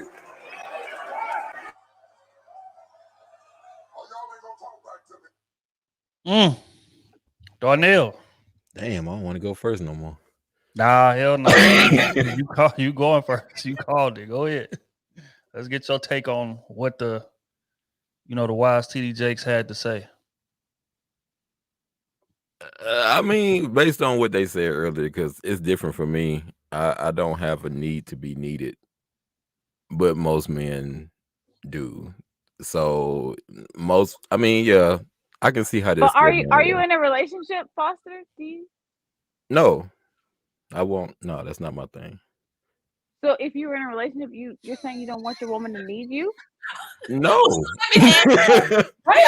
of us were like, what? Like, I mean, like I said in the chat earlier, like I came from a family. My family is 90% women, and they always need something. Always, like always, 24/7. So if you had a wife, you'd be like, "Stay over there. I don't need you. We married just for sex." Like, what? You wouldn't want her to want you for something? Want? Yeah. Need? No. That's not even in the same category.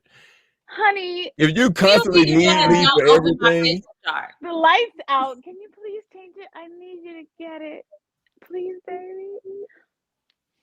You don't want that? That's simple. That's gonna already be done. I'm talking about the extra shit, like the whole him talking about the car and her being able to do all the other shit by herself. Yes, please be able to do that by yourself. No, I don't want to. No, exactly. I don't want to do that. I don't want to do any of that. I'm only doing that because I got to. I don't want to do any of that. It's a perfect example. He wouldn't open a pickle jar. If I have a husband, that's not the same my thing. Tire is flat. Husband and my tire's flat. You think I want to change my own tire? That's not the same thing. I need you. That's not what TD Jakes said. Yeah, that's not what he said. It was that's more not so what he said. He's talking about what he said, like finances and shit like that. Like that's different. I took some So I notes. think it's buckling down to like, okay, he knows his woman could do these things for herself, but does she want to do them? No. Like she wants to be with. I feel like that's what you're trying to say. Is that what you're trying to say? Bro, I need my man to do everything. Everything. But I think the main part that you're trying to get to that he said is the part about the bragging, right? D. Foster? Yeah. Like that's the real issue. Not that you're doing it, but that you're bragging it's the about constant, it. It's the constant. I don't need you. I don't need you. I don't need you. I don't need a man here. And especially when they argue. That's the first thing most shit's gonna go through. I don't need no man. I don't need nobody here to do this and this and this and that. And at that point, I don't need you anyway. Yeah. And as soon as you walk out that door, now all of a sudden she got cancer or some shit.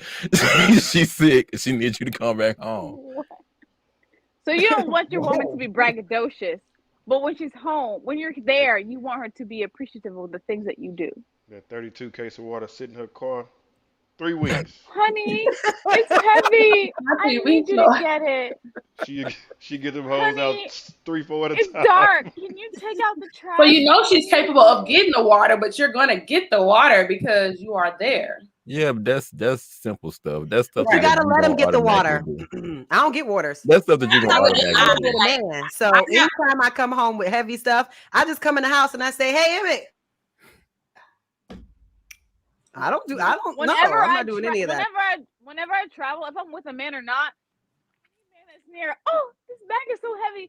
Can you put it up for me? It's just so heavy. And they're just like, oh, I got it. Because they want to be needed. Okay, let me add in. Let me add in because I maybe I'm doing this wrong and I can learn from you ladies. So I went grocery shopping. I had all the bags in the car. I had to walk up a flight of steps, and I would have thought he would have been like, oh, let me go get the groceries.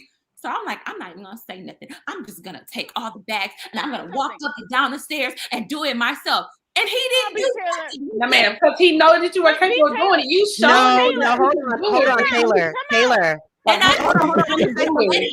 and then I got an attitude. I'm like, yeah, So Taylor, what that is? So Taylor, what is just making that phone call and be like, oh, I got downstairs. That only works. That honestly only works with a particular type of man, and to me, that's a real man. Yeah. And it's not. He didn't help you because like he didn't want to. Maybe he was just distracted, whatever. But if he sees you trying to do something like masculine or hard like that, he's gonna be like, stop what he's doing and be like, oh, come on, let me help you. No, it's right. That's a particular kind of man. There are a lot of men that are very feminine, especially in the city of Atlanta. They have women that are taking care of them, paying for shit for them, buying shit for them. And because they are scarce, they feel like there's a hot commodity.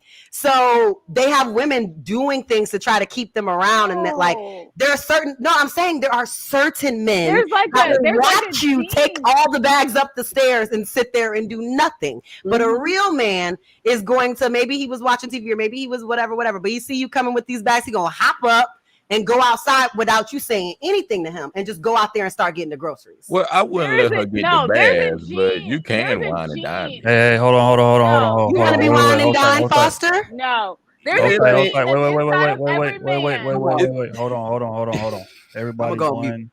Mike, when y'all get to talking over each other, that shit jumbles the audio. We can't hear it. So one person at a time. Let somebody finish and then you respond if you got something to say afterwards or whatever. But go ahead. D. Foster, I think you was going. I mean, my bad, D. Foster. I just wanted to go back to the part where it's like women doing stuff for men. Like, what's wrong with it though? I mean, granted, yeah, he need to carry the bags, but what was the part about women doing stuff for men? Like, why did it mean he feminine? I don't want to set a precedent of that. Yeah, I don't want you to think this. But what if it's going back and forth? That's reciprocation. That's different. Okay, I just wanted to see what this. Yeah. I was lost on that because I didn't buy this hoodie. So the single guy. But there inside of every man that yearns to rescue the damsel in distress. It's natural. So as soon as you hit him with the, I can't carry the bag, honey, please. Yeah, and then you went a video on Twitter saying why this dude walked towards me and offered me help or advice. Carry the bags, please, if you don't mind. I don't care. But I think, bro, I think like men in general, bro, like pull over and you need a tire change. You think men won't pull over? Some men will not. I don't know. I don't know about that. I don't know about all that. Some of them will not. I have never pulled over and lifted my hood, popped it, and 3 people didn't stop. Never in my life.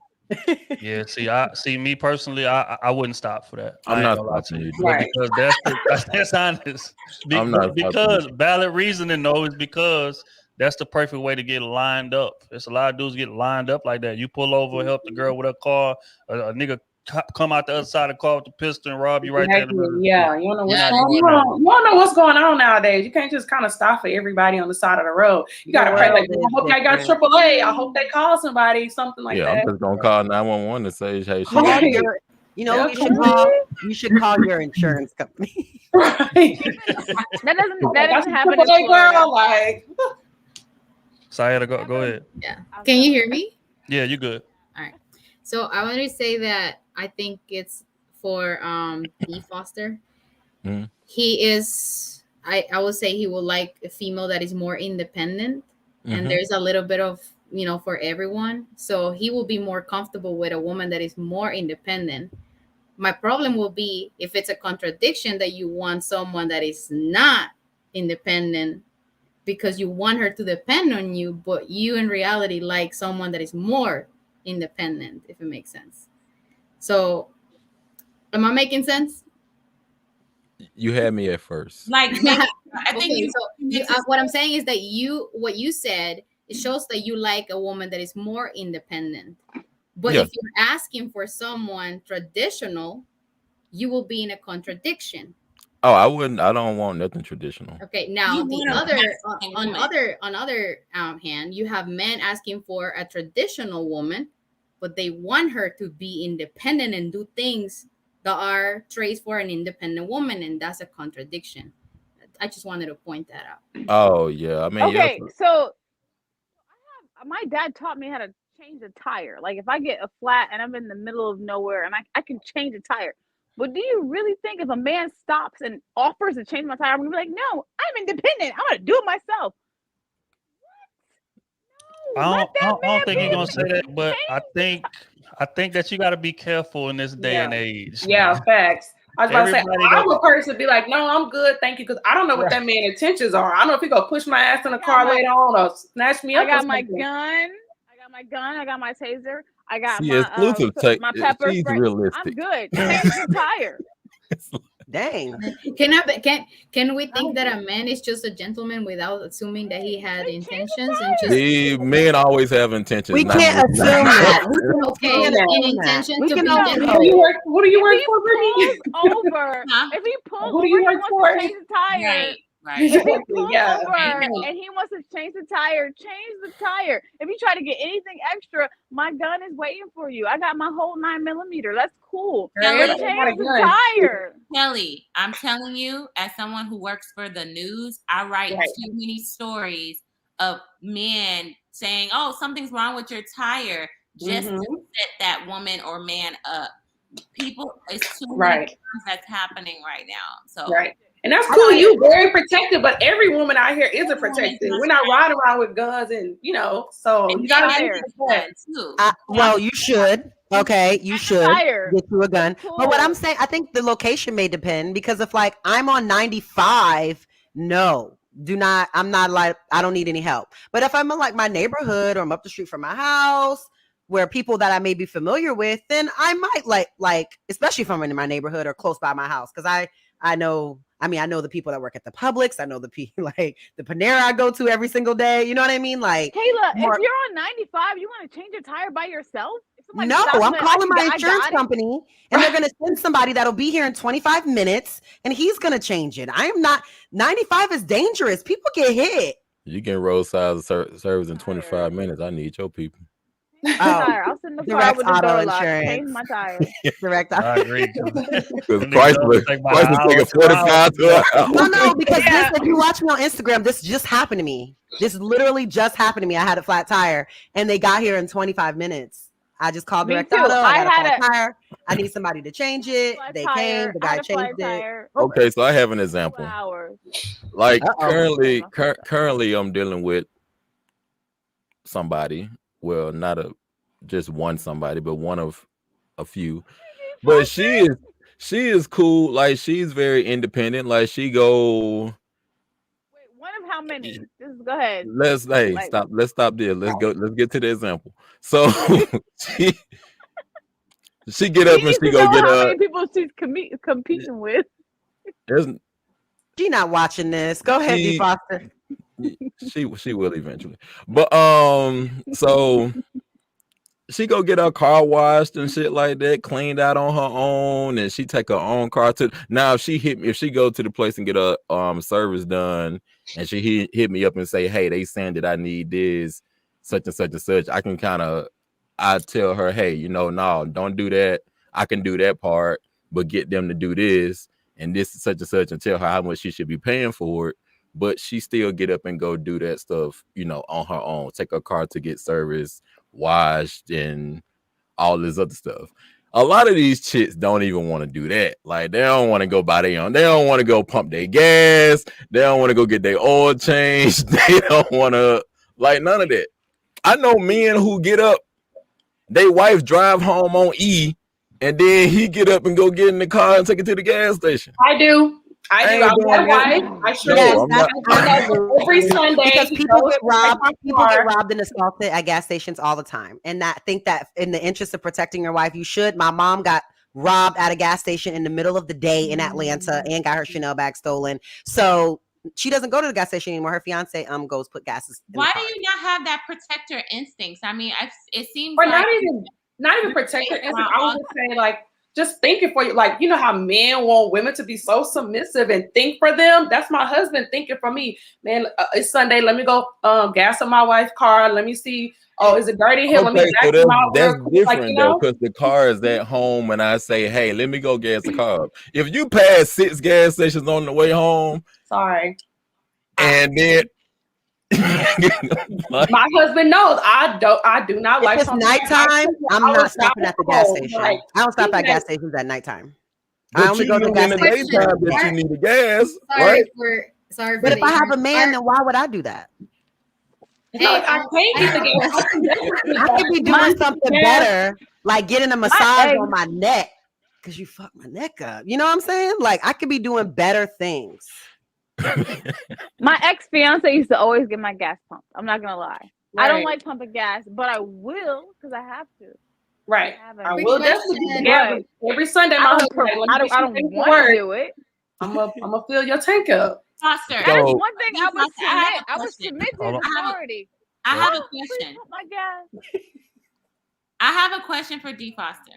Oh yeah, I'm listening. Because someone said in the comments you were a son father. Did you have a son father? As in, you say you were raised around nothing. So did women put that pressure on you to step up and do everything? So the point now, you don't want to do nothing barely for a woman because you had that pressure on you to step up. Ashley is different. So I grew up around a lot of women who needed certain stuff, like the typical around the house stuff, plumbing stuff, shit like that. But the women in my family are also very self-sufficient at the same time. So I grew up watching women who, they need me for certain things, but they also go out and do a whole lot of shit on their own. So because you've seen women, and that's what I'm saying, a lot of Black men have a lot of problems. Well, some have a lot of problems with stepping up and leading because they saw their mom do everything and they didn't know that. They're like, well, my mom did it, why can't you do it? But your mom, you didn't see when she was in the closet crying and stressed out, or maybe overweight. Well, my mom had a husband, so that wasn't no sign. That wasn't no. So you weren't the only man in the house. No. You say you were raised around nothing but women. Yeah, because like I have aunties and a bunch of female. A few boys in the family, well, few men. Yeah, it was just a lot of men in the household, right? Yeah. Well, no, in the household it was me, my dad, my sister, and my mom. Okay, so you had your dad. So your dad didn't teach you to make your mom life easier. Like he just let her do everything. I do that. That's what I'm saying. I do all that. I still do all that. I pay. But there's nothing wrong with a man pumping their woman's gas. Is that a problem? No, it's not a problem. I'm saying, like, if the car is sitting in the yard and I'm sitting, because I've been in a relationship before, and I know she had to go to work on Monday morning. On Sunday night, I get up, I go to the gas station, I fill her car up, I bring it back. But she wasn't never just leaving work on E and driving all the way across town to come park her car in the driveway and then say, baby, go give me some gas. That ain't the situation. Obviously. Right. Because how is she going to get home if she's on E? All right, I can't stand these conversations that are so hold on, wait. Everybody chill, everybody relax. We done got detour, so we ain't even respond to the video, man. The way we right, and I took notes too.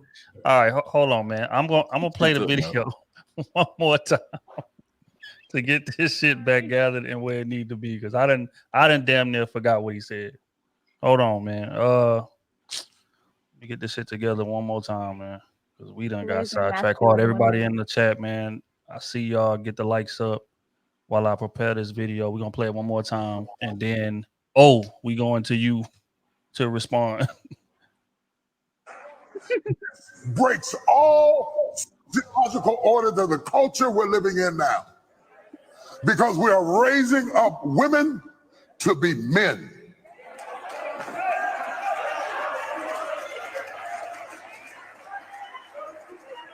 And you are not applauded for your femininity.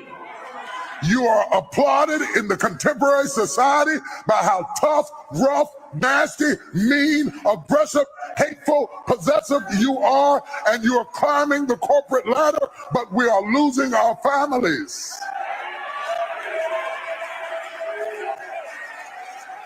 I know you can buy your own car. I know you can buy your own house, but until you create a need that I can pour into, I have no place in your life. So stop coming home bragging to me about how much you don't need me and wonder why I shy away.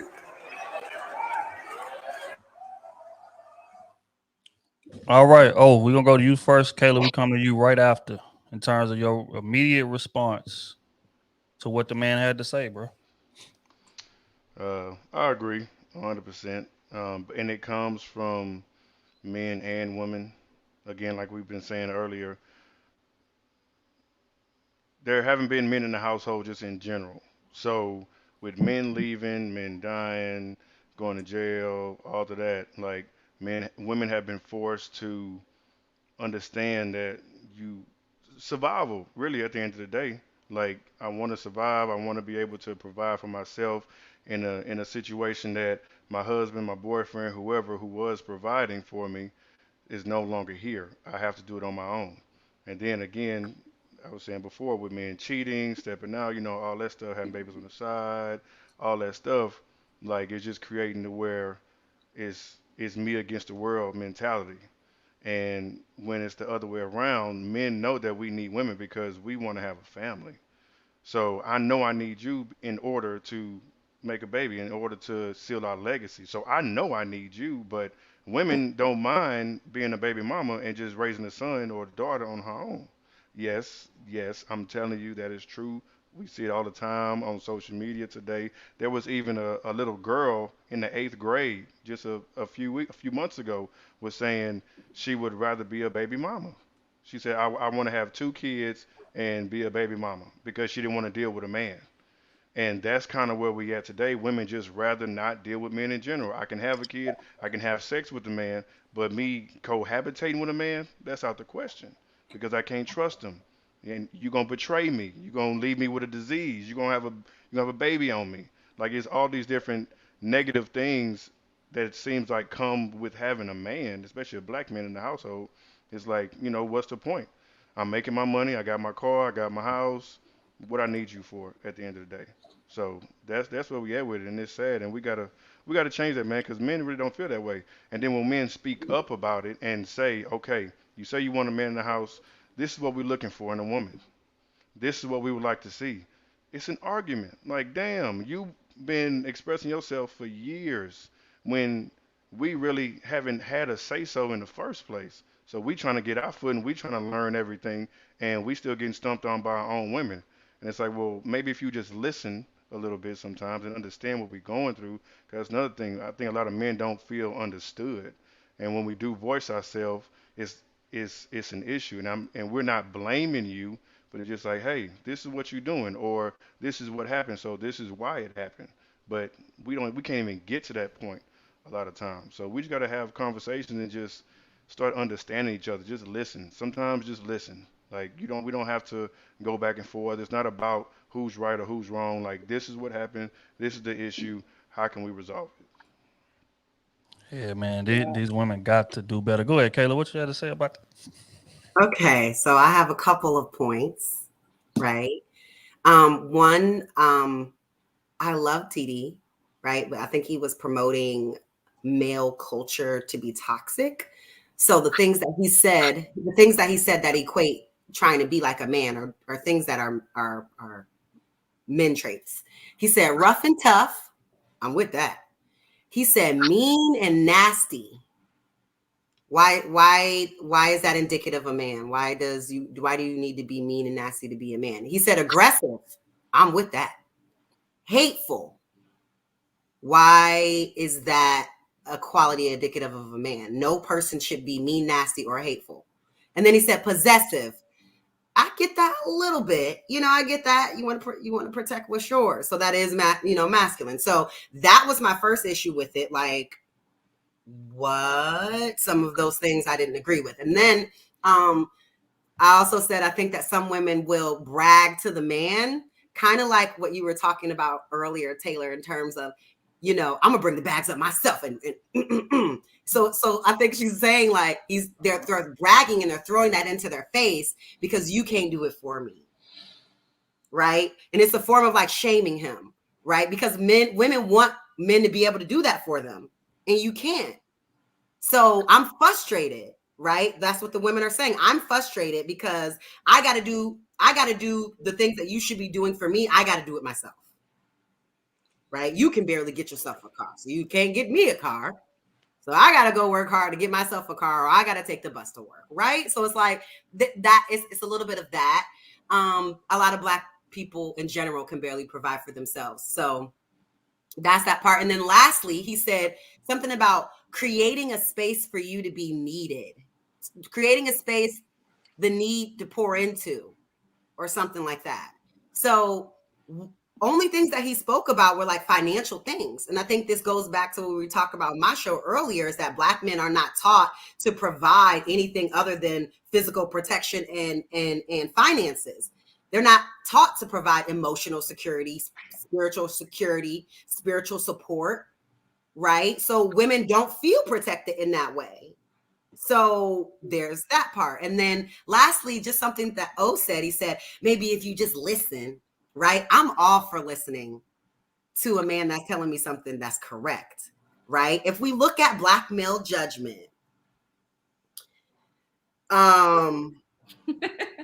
it's not always the best, right? That's how we are ending up deceased, in jail, caught up in things, because we're not making the necessary, having the best judgment and making the best choices. So good men, like the men on this panel, of course, I'm gonna listen. But like some of these men out here, I am not listening to you for you to walk me down some path to some craziness and be like, babe, I gotta hear, look, let me tell you, like, just do this for me. Like, no, I'm not doing any of that. I'm not doing any of that. Doesn't even make any 500 to 5,000. My only issue with that too is because even still, a lot of y'all was talking about the whole nerd thing. Would you listen to a nerd if he was talking to you and giving you some advice? Yeah. But see, I don't think everybody would, just because he's a nerd. So you got men like that who are disregarded all the time and kind of lose their way and don't know, how to please a woman or how to even approach a woman. And then that's why they become assholes a lot of time, because they're not used to getting the attention or used to dealing with women. So if he's smart, then he's just gonna lean into that and use that to advantage in whatever way, because he's not getting that type of attention. But it's a lot of men too, just in general. Like, think about a lot of men that has a lot of kids by multiple women, one man with several women. So like, yeah, men judgment bad, but does that also not say women judgment is pretty bad too? Yeah, for sure. It does. You know what I'm saying? So, touche. I'm just saying a little bit. But I feel you though. I definitely feel you though. I definitely feel you. All right, Kayla, was you done? I don't want to jump in and cut you off. Yeah, I mean, that's pretty much it. I love TD Jakes. He's a very great guy. I love it. But I think there's some context missing from like the things that I've said. So yeah. Thanks. Okay. I would say that I think probably the main thing that I grabbed onto was the whole don't need me thing. And I think like a lot of women, especially when they're successful, they wear that as a badge of honor, and that's cool when you're single. It's cool. But when you got a man, what that says to us is, just like you said, don't come you in the house bragging and doing this, that, and the third. What that says is that you could be here or not. It doesn't really much matter to me. I'm going to be good and I'm going to take care of me regardless, right? So as a man, as a partner, when you're hearing that type of messaging come from your partner, causes you to be less invested in this shit. Because it's like, Well, if she has the mindset of 1 foot in, 1 foot out, why the fuck would I put 2 in? I'm gonna treat this shit like, okay, well, all right, cool. You do you, I do me. It ain't no we. We not moving as a unit. You out there accomplishing your shit, and you coming in and dragging your nuts across our living room carpet. I'm gonna do the same, right? But I think as men, we definitely need to feel needed. We definitely like come into situations needing a place for us. I don't think men, and I hear this a lot, men are intimidated by a woman that's successful and things of that nature. I don't necessarily feel that way, because a lot of men, especially if you dating that type of woman, more times than not, you got a lot of shit going for yourself. Because that type of woman is not just gonna date just all the way down. I ain't dating just a complete absolute bum, right? So you're gonna have something going for yourself. So it's not that he's intimidated by it, but again, why do you feel the need to throw it in my face so much? Why do you feel the need to prove to me that you are elite? I know you're elite because I chose you, because I married you. I picked you out of all my options that I had, right? So that right there should allow you to kind of rest in the fact that, okay, he prioritizes me. I don't have anything to prove to him. Let's build together. But I think a lot of women don't necessarily have that mindset. And again, it's not all the way they fault. It comes from programming. It comes from upbringing. It comes from a lot of times what they seen they mama have to go through, or they sister have to go through, or grandma have to go through. So it's like they walk into this world with like a 50-foot barbed wire fence that a man has to climb before she's willing to buy in and invest in, his system or whatever. But all that being stated, it's still like, as a man, if I'm walking into that, and you could be a dope woman, but what incentive do I have to fully invest in this situation when you walking around wearing the fact that you don't need me as a big ass badge on your chest? So I think that's what he's speaking to in terms of, and again, not saying that I'm trying to shade my woman, or I'm trying to tone you down, or none of that. You can be as braggadocious and as arrogant as you want to outside, or when you talking to other people, but don't bring that shit to me. Mm-hmm. That's all he's saying. You know what I'm saying? And a lot of women can't separate the two because they just so used to just going to get it and developing a lot of masculine traits en route to doing so. So I think they got to check that, or they're going to run off a lot of solid men who actually want to be there, but he's just annoyed by that shit. Not intimidated. Let me reiterate. Annoyed by that shit. And that's what's the question though? What is the actual question that we're answering? Well, I think he's speaking to like, are we raising women to be men, and what is the effects of that on relationships? You know what? I will admit. So like my father, one of 4 daughters, and he had 1 son, so 5 children. He raised us to make sure we definitely had our own. Because I don't think he wanted his daughters to be like out back, like waiting for a man to arrive for us to start living life.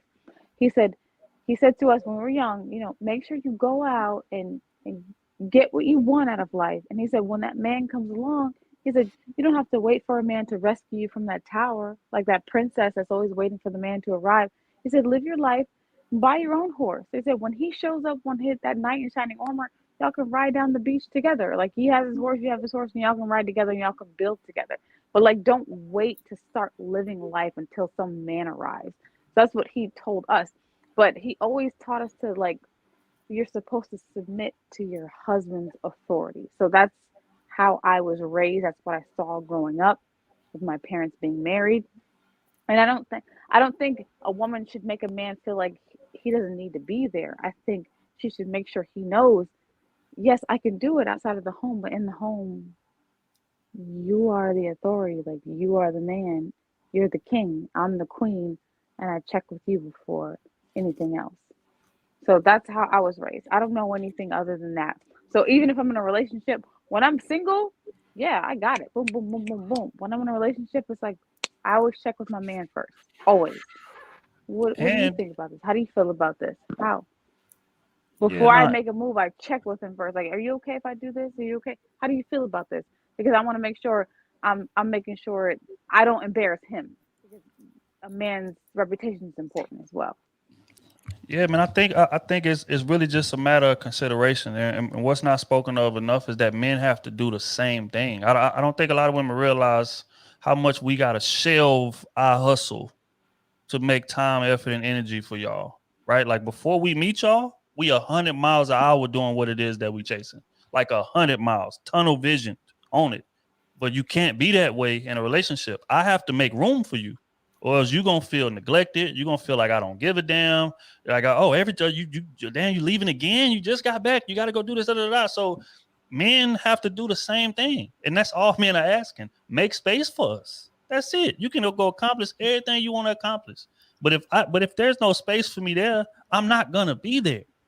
So if we got to do it, y'all should have to do it too. That's all we asking. But I Brandy, definitely think a man, and I think a man needs to feel needed. Like it's like if you don't need me, why am I here? right, exactly. Brandy, what's your thoughts on what TD had to say in this video? I agree to a certain extent from the things that he was saying. Just talking about my own personal relationship, because I agree with what you were saying. We have to make space. Like, you know, he knew the type of person that I was, and he wasn't like, you know, I don't want you to just, you know, lose who you are. So kind of like what Kelly was saying too, just go out there, live life, find out who you are. But at the end of the day, like I knew I don't need to come in here being tough. I don't need to be this person that feels like, that makes him feel unwanted. You know, I know how to just kind of keep that balance. So he feels like, okay, I'm doing what I'm supposed to do as a man. And, you know, I'm doing what I'm supposed to do as his wife. I agree with that. I was just always taught that, like, as a woman, you're different from a man, like, because our phases in life are a little more seasonal. Like, you grow up and then you have, like, career season, right? And then you put that down and you have, like, housewife season. And then you add kids and you have, like, mother season, right? And then you have, when your kids are grown, you have, like, council season. Right. So, I mean, like, you can have it all, ladies. It's just not all at the same time because it's too hard. You're not Superwoman and you're going to burn yourself out and be frustrated and be yelling at him because you're trying to be. Like, just do the seasons in the way that they should go and keep it moving. I think when you try to do everything all at once, you just can't do it. It's just too much. I am not doing it. I am at the new point in my life. I've already did a decade in the workforce. I'm done with that, and I'm ready for the soft life. But okay, I got a question. I kind of agree with what you're saying. I mean, I get what you're saying, but at the same time, like, I'm doing it all right now. Like, I'm being a wife, a mom, educator, and I'm running a business. And like, I do understand what you're saying. Like, it is draining, it's tiresome, but I'm not frustrated at my husband because he's there to pick up the slack. Like, oh, you know, I'm so tired to cook dinner tonight. Don't worry, babe. I got you. I got dinner tonight. You know, so I think it just comes into play, like how you know, run your relationship, like with your partner. Like, where's y'all balance? Because like you said, we're not Superwoman. We can't do everything. So is he there to pick up those pieces where, you know, I'm failing? Like, yeah, absolutely. And you can't have it. You just got to have a good one. Right. You got a good one. Because there's some men that will feel like, oh, you're a woman. You're supposed to do that. And work 8 hours. And pick up my dry cleaning. Like, right. Yeah. No, but I also think in YouTube spaces, they make it so black and white. Like it's a yes or no question. Like a lot of things there's gray area. There's conversations to be had. There's things that men will do and women will do. If you guys have a conversation and you agree on certain things, like, okay, I'll take it here, you take it there. I'll do this Thursday, you do it Wednesday. Like, but it's like, no, women should always do this every single moment, every day. Like, it's not the way a relationship works. It's communication, it's understanding. It's like where can we align? Where can we make this work? And like the YouTube spaces are ridiculous to me. It's like, no, a woman should be this at all times at every moment. Like a man should be like this. Like, shut the fuck up. Like, what are you talking about? It's not real life. That is not reality. Y'all can have these little Kevin conversations all day long, but in real life, it's a relationship between a human being and another human being. I'm sorry, I'm done. She was speaking. But okay, so let's turn this around, and this is based on experiences because I'm finna tell you something, and I'm gonna use it as an example. Who's talking right now? I'm gonna ask the women. So I had an incident in college where this chick spent the night with Why are me. you down there in the corner? Where's your camera? What? You're like down in the corner. Let that man finish. Go ahead, D. Go ahead, finish, G. So, so yeah, we woke up the next morning and I had to go to work. And she was like, "Oh, I can iron your stuff for you while you take a shower." And I was like, "No, I'm good. I got it." And she was like, "You don't know how to let a woman be a woman." And then fast forward, I had an incident happen and I called roadside assistance and I called the homeboy. And she said, "Well, why you ain't call me? Why you was out there and this and that, da da da da da, this and that." So do y'all feel some type of way when men don't reach out to you when they in some type of need or they going through something? Like, do you feel like irrelevant? It Do depends women on feel what like- it Did you is. feel like she was gonna burn your shirt? I just don't need Can I that. say Like, something I've been about ironing my own clothes since I was 9. So I mean, I'm used to ironing my own shit. So I didn't need it in that moment. So I was like, I mean, I'm good. I'm straight.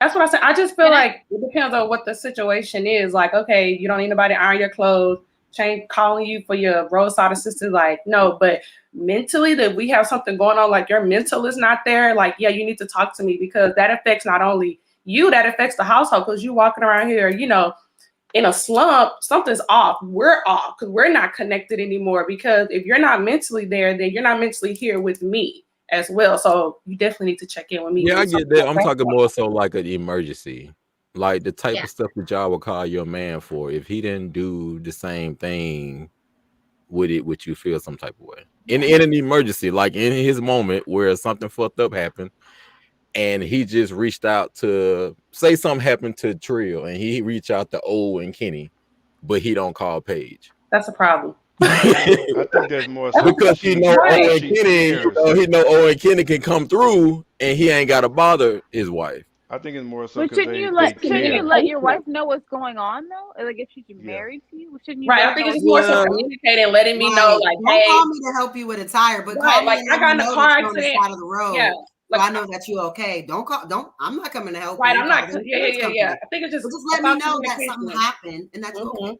That's how Yeah. that football player was killed on the side of the road. His girlfriend or wife, no, I think it was his wife. He was on the side of the road. I don't know if he had an accident or something like that. He actually got hit by a car and she didn't know. And she's like calling.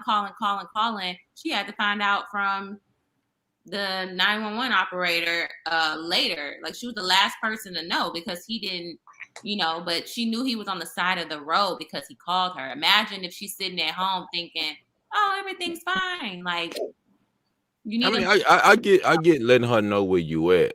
I'm saying, like, I've seen situations where women were mad because you reached out to somebody else to come scoop you or whatever, and you didn't hit them up first. I'm not gonna come change your tire. What do you mean? I But think let me know what you're he's- okay. At least let me know you're okay. Can I say something? Can you hear me? Go ahead, Saida. Go Of ahead. course, go ahead, Zaida. I'm sorry. I wanted to say, if I'm understanding you correctly, D. Foster, I think you're saying I'm going to say, I need a man. I want a man to help me sometimes. And there's certain circumstances where I rather have a man to show up. Like when you call the police, I prefer a man to show up. When you call a plumber, I rather have a man to show up. When you call a driver, for example, I rather have a man to come around. So those are the things that you're talking about, like those type of needs, because that's also not realistic from women to say, I don't need a man. But when you have an emergency, it's not your man, but it's a man that is going to come to help. So in reality, you're always needing a man. Now, I'm not saying your man or a man that is your man. It's a man. So you need men in society, period. Like I need a man for me to satisfy whatever needs I have, but to help me to survive, we need them. And it's really sad that women are not seeing, and men too, because earlier you were saying we need women, and it will be better if we all agree that we need each other for whatever reason. So you're saying a lady plumber can't do what a male plumber can do? I never said that. It I never depends on what said kind You of said plumber. you said if you needed a plumber, you Never said said- if you needed a plumber, you prefer a man. The thing is that you versus a rather woman. concentrate on the negative part because No. I never said I'm not I being never negative. said I'm I not never being negative. said I'm I said concentrating on I what you prefer. said. You said if a woman, you call a plumber, you prefer a man show up versus a lady. I have YouTubed and changed my own pipes and read, like I can do the stuff that I never said that However, women are not I ain't I never would seen a prefer lady a plumber. man do it. I have never seen it either. Do it. I Women never ain't seen getting their hands it. dirty. That's too dirty. Okay, so plumbing is actually more than y'all think. Like the pipe plumbing is Hey. like outside. Women won't. They Okay, hardly plumbing put their hand in dirty water. I want a No, male I would plumber. prefer If you have my a big point is issue, this is my point. I am not attacking women. I am If- not saying women are not capable. If it's food in the dishwater, your girl is not putting her hand in there. If we go to the gym, there are some women that are lifting more weight than a man does. I'm not saying women are not capable physically. I'm not saying that women are better than men. I'm not saying men are better than women. They I am capable. They just not saying doing it. if your it feels toilet was good. clogged, It feels good, and it feels Clogged. good to And a admit woman and plumber shows accept up. that I need a man. Ain't no And it plumber- feels ain't no good woman when a plumber man plumber. has my back. clogged. That's it. Clogged, and the female plumber showed up, you'd be like, oh, It feels shit, it it's a also lady. feels good. It Ah. also feels good when you learn something from a man. I consider that bad leadership can cause more damages than no leadership at all. So Hey, real quick. Wait. Hold tight. Wait a second. I need y'all to fix y'all faces while I see you speaking on the importance of having a man around. See, this is the part that I don't like right here, man. Did you see the faces, bro? All she's saying is that she prefers a big, I get it about the strong, police. A big, police strong officer, man to come through there and do what he needs to do, right? but like and a it's nothing wrong with that. It's But not wrong true. with that. Again, she's naming professions, right? That women don't really want to do anyway. But still, y'all faces is like. No, I have the no thing is problem that with they are it. thinking My that I'm mom- saying that women cannot do it, and I that's not think- what I'm saying. No, I never I'm said not that women thinking cannot that. do it. I'm not thinking that. I'm saying if you open the door, like, oh yeah, my toilet's clogged, and you open the door, it's a lady plumber. You be like, oh shit, it's a lady plumber. She's not able to unclog my toilet. Like, So I'm going to tell you something. I'm just saying I'm not gonna be impressed by a man that I'm paying to do something for me. Now, if my man is doing it, I'm gonna sit back like, yes, daddy, yes, but not no random man that I'm paying to do it just because he has a penis. That's not what she's saying. That's not what she's saying. No, Wait. No, Hold tight. that's not what she's saying. One mic. Hold on. Hold on. That ain't what she's saying. What Quick she's saying question. is she prefers to see a man to pull up. That's not saying that she's gonna be impressed by it. That's not saying that women can't do it. That's saying that when I have certain problems, it makes me feel secure. Because you that a want it done strong right. Man, B. Taylor, fix your face. A strong man is coming through there to take care of Kayla that over there business. rolling her That's eyes. all she's saying. She kind of feel like that. No, You I feel only different roll ways my that eyes she because- kind of feel that way. what I'm Like, saying. I only What rolled I'm my eyes saying. because he said I want it done right, as if not this is a skill. I know. That part I didn't say that. I did not say That's that. the part that I made a face about. I know he slid that in there. No, hold on, because my mom's boyfriend is a plumber. Plumbing is not just clogging a toilet. It's being outside, digging up the ground. Okay, so I agree with her on this in terms of I would prefer a male plumber because the physical execution of a real plumbing issue is not just putting the snake down the toilet. No matter what number I call, I want a woman to show up. 911, 411, plumber, injury lawyers. I want a woman in the mix. Quick question: have you, But as but, women, but my, and this is but my a thing is, question like, for if the you- ladies. This is a question Oh. for the ladies. Have you ever learned something from a man that you didn't mess with? Is, call it a colleague, coworker, classmate, When you whatever. say mess with, are you talking about sex? Yeah. Yes. A lot of men. I don't fuck around. But I have Okay, fathers but who did taught me you a lot ever of learn? things. Did you ever learn something from a man and appreciate the what that man taught you? I came from a 2-parent household, so my father taught me everything that I know. So Not your father. you're Not your father. yeah, your point. We are in your the same point is situation. moot. I was raised by my father, but because Right. I was raised by Your my point is father, moot. I am Your point able is to see and acknowledge when a man is teaching me something. I am able to hear. Example. right, but I you go don't to I give go to every man. You don't give every man in your life that right. That's what I'm saying. Like, you know, just like, oh, I you're a agree. man, you have a penis. Teach me something. Yes. Like, what? No. No. I agree. But That's a not what I'm man in saying. your a man in your That's not what I'm life, saying. a I man am in your life saying, that you did you ever respect. learn Yes. something Hey, from hold a on, man? wait. Man. One mic, Kelly. You got to let her finish and then respond. Go ahead. Yeah. Like the thing is that it's like my words are being changed. I'm not saying I'm a man, someone. It doesn't have to be every single man. Like if I ask the men on the panel right now, think about 10 men that do you trust them with your life? Do you trust your finances? How many could you count and say I trust them? I will let them lead. A leader recognizes another leader. That's for sure. How many men would you trust with your life? Would you trust your finances to that man? So you are asking that from a woman when you're asking her to submit to you, that's what you're asking her, to trust you with your life. So if you're not even capable to trust another man and you're asking women to do it, that's what I'm saying. Those are the things but now have you also as a woman recognize when a man does something good and you're just not looking at the bad things? Of course. Yes. Okay. But you don't necessarily have to sleep with a man to learn from him. You can learn from anybody. You can learn from anybody. Yeah, you can learn from anybody. Me being in education, I've learned from my students. A child. Yeah, I know. Being in education, I've learned from anybody. But it is when a man imparts wisdom. My point, it does. The question I ask, it has a point. I got you to recognize that you're saying yes, you can learn from a man. And just like you can say, yes, I can learn from a man, I can learn from anybody, because it's a very general question. But when I ask you something specifically, like, do you need a man? Like, Of course you need a man. It's not, it doesn't feel bad to recognize that we need men. It's not bad to say, hey, of course you need a man. I need their support.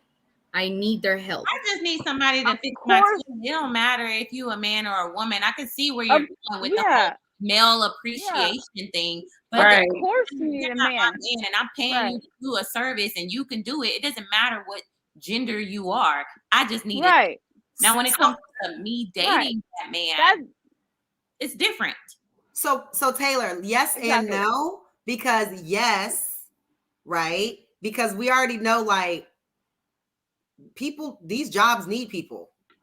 Everywhere I go, it's a now hiring sign and they're short staffed and they don't have people. So let's not act like that things would run smoothly in this world if women just left the workforce. That just wouldn't be the case, obviously. But there are still certain jobs that men can just perform better because of the physical execution.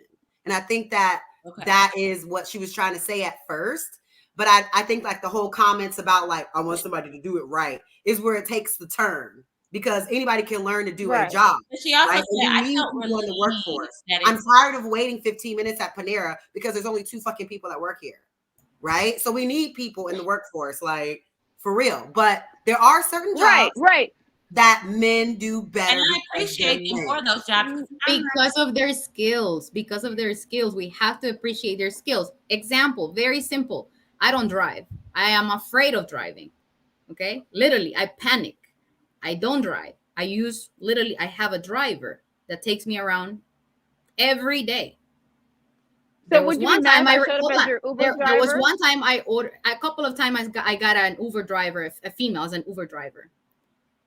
And there was this one time, this girl didn't know how to read the map.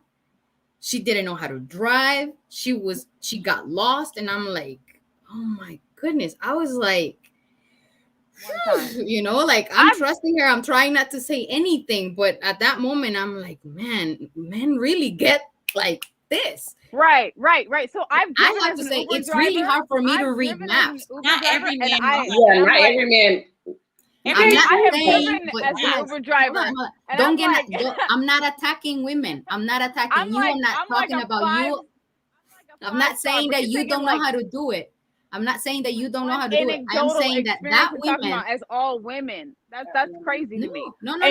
And my issue with what you're saying is like, if you called a plumber and she showed up to do her job, you'd be like, oh my God, it's a female. Darn, my toilet's gonna stay plugged. Like, I'm gonna let her do it just as I let the woman drive. You learn to do what you do. Like, I don't feel like that should be disrespected. If a female went to school as a doctor, she should be respected just as the male went to school as a doctor. I get it, there are men that perform male tasks better, but you shouldn't disrespect the person that went to school and learned how to do what they do, and they're good at it.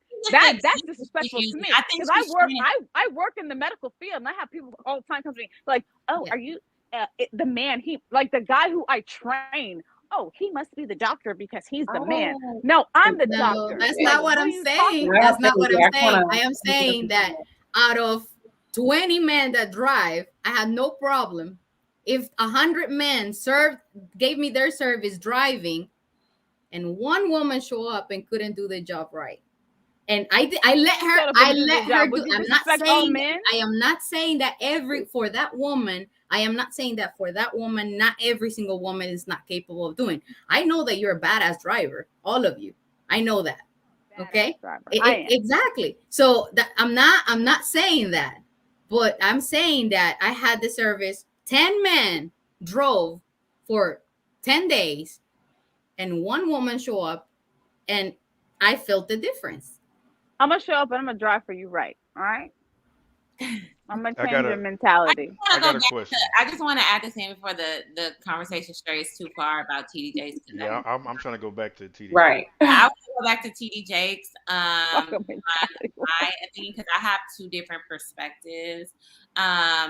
So with me personally, when a man would say to me, like, you need me, back then, before I knew male language of men wanting to feel needed, I felt like he was calling me weak.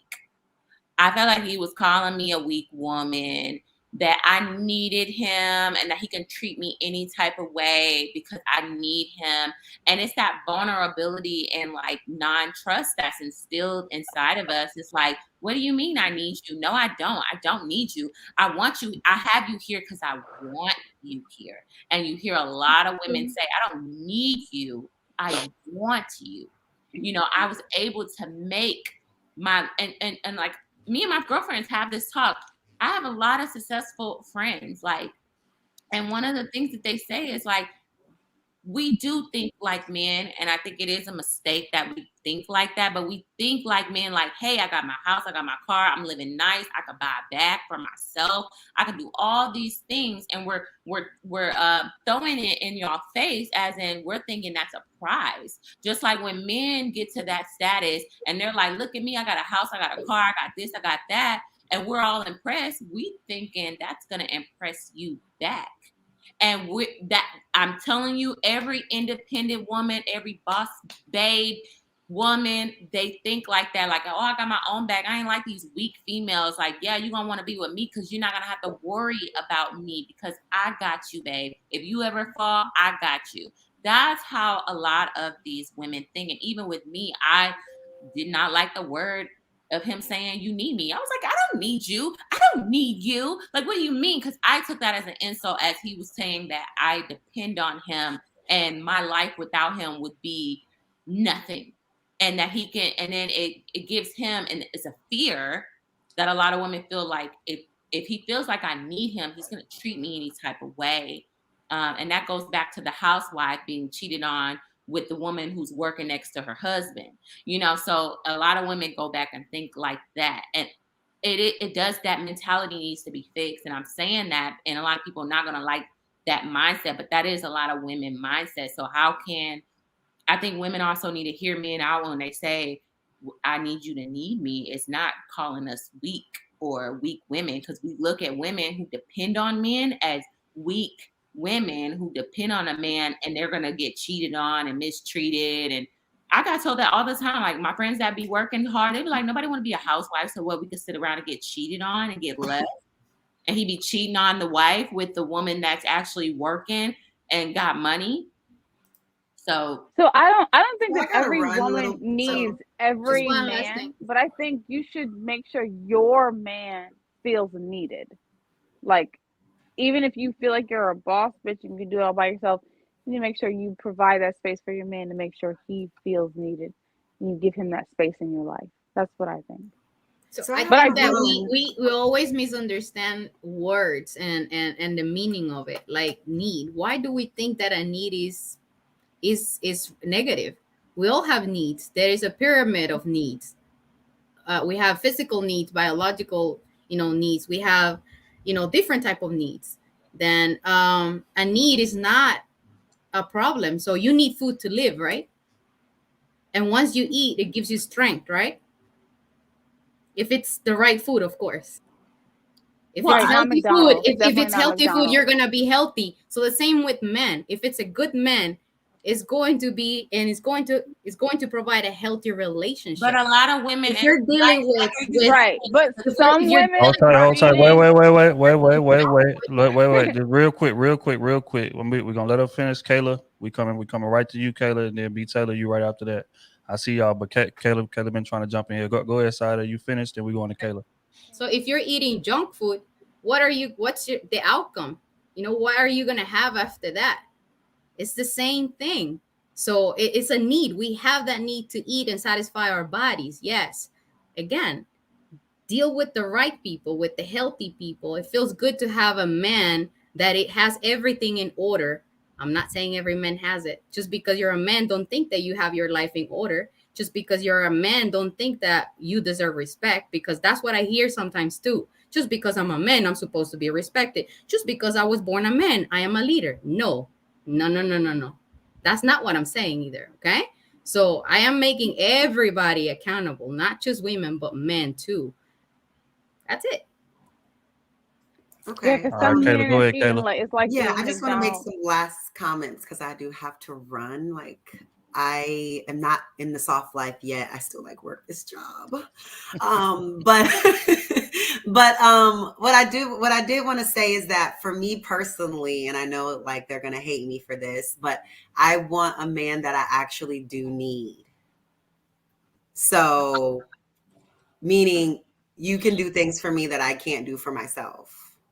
So, yeah, I can buy myself some shoes, but I want a man that can buy me stuff that I can't get with my own money because I don't have enough, or with my own status because I don't have enough, or with my own power because I don't have enough. I want someone that got more than I have going on. And I don't know, to me, like, you have to be able to, I don't know, this is something in my mind that's like, you have to be able to fully take care of me for you to get that ultimate respect. And I don't know like where that is or where that's from, but I have to be with someone that is doing better than me, that can teach me things, that knows more than me, that's doing more than me. Like I need that. I really need you. I want to need you.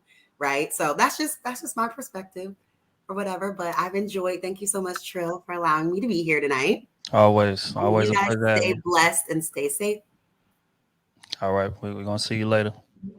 B Taylor, go ahead. Oh, I ain't gonna even lie. I lost what I was. You done lost it. All right, just I got a real quick. question though, B, real quick. All right, go ahead, bro. It's for the ladies. It's for the ladies. Um, so it kind of it ties into basically what TD was saying. So if you have a woman who is doing all those things and who is aggressive and who is showing those masculine traits, um, how do you properly tell a woman that she's being too masculine? If that's your partner or someone that you're dating, how do you explain to her that, you acting too much like me? Because I had a situation where this woman was smart, but she was single mother. Uh, she was raised by a single mother and had her master's. She had a lot going on for herself. You know what I'm saying? But when I would tell her like, yo, you gotta just tone it down a little bit. Like it's just a little too much. Like that would set her off. Everything else was cool for the most part. But anytime I brought up just her demeanor and how she acted and in ways that she would talk sometimes, I'd be like, yo, like, and I tried different ways effectively, because y'all say that too. Men don't effectively communicate. Men don't. So I'm taking my time. I'm making sure I got the words in the right place, the right time. I'm making sure that it's a comfortable setting, like all these things, and it still set her off. So like when I made sure I did like 10 things in a row that a lot of women say that we don't do correctly, I checked out after that because after I still gave you constructive criticism respectfully, she still blew up. So how do you tell a woman that she's being a little too masculine? All right, real quick. We got to pay some bills first. I want y'all to think on that. I want y'all to sit on that because everybody in this panel, everybody in this chat, no, women do not take criticism well. So I want y'all to sit on that and think about a response while I pay these bills right quick. First and foremost, we got Tanya in the building. She says tangible needs can be met by anyone, which is why that's not a reason to be with someone. You need others for emotional, spiritual, and mental needs. That's a fact. Book of Ronan says our people suffer as most women suffer from plastic truck nuts disorder. The male becomes rugged individuals while solid men and women are openly shamed into obscurity. Thoughts? I don't know if I quite get that one, gang. I'm gonna be honest. Let me read it one more time. Just our people suffer as most women suffer from plastic truck nuts disorder. And the males become rugged individuals while solid men and women are openly shamed into obscurity. Yeah, bro, you're gonna have to let us know what plastic truck nuts disorder is. Somebody on the panel know what that is? I've never heard of that. Me neither, gang. You're gonna have to elaborate on that, and then we'll come back and answer it on the back end. That's probably a proverb in the Book of Ronan. Probably so. Morgan Danae says no man wants a woman he can't do anything for. That's a fact. That is a fact. Tanya back again says mental health also plays a role in the breakdown of the community. Our history and present consist of trauma, which affects our ability to relate. I would agree with that 100%. Sarah attitude, Kelly attitude. Here we go. Drama is starting already. We're not doing that this week. In Cyan 1 says, can't make this up. Have you ever learned from a man? Disingenuous response. I've learned from a child. Hey, let's move this post over 10 yards. Damn. So basically saying y'all need to y'all ducking questions, man. But don't respond to that. I don't want B Taylor, I see you. Calm down. Nah, I'm messing with you. R Cook 2486 says Saida made the other women expose themselves as soon as she started giving men a little bit of credit. I'm not about to give random men credit. I'm sorry. We just can't win. In Cyan 1, I'll say it. Y'all can drive an iron. Y'all can drive a vacuum cleaner. You can definitely drive a man crazy, but not a car. Oh my God. Can I ask you something, Trill? Can I ask you, like, as a husband?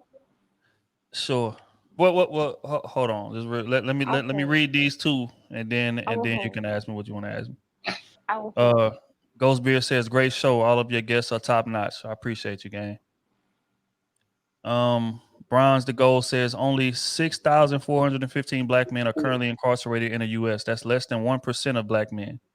That quote unquote too many black men locked up for black women to get married talking point is a myth. All right. You can go on and ask me what you wanted to ask me about marriage. I was just wondering, like, as a husband, do you really want your wife giving all these random men credit and respecting all random men when it should just be you? When you're the king of the castle? That's not what I said. I want my wife to be a realist. I want her to give credit where it is due, not just giving blind credit just because he's a man or because he's a random person, but give credit when credit is due. Say, for instance, right? Like Say, you know, she catches a flat tire or her tire is low. Cause this situation has happened before. A tire was low. I was out of town or I was at work somewhere across town. A random dude stopped, helped her put air in the tire or whatever the case may be. If a situation like that happens, sure, you give that man credit for doing that. I mean, would I have done it if sure, I would love to do it. But he stepped up and was a grown man about the situation, took care of it, did what a man's supposed to do. No man's supposed to watch a woman struggle like just blatantly and just let it happen. You know what I'm saying? If his life is in danger or if it's not a dangerous situation, like at a gas station, public street, you see a woman struggling to put air in her tire. As a grown man, you're supposed to at least ask. Don't just go over there and grab it. Because again, you got to respect people's safe space.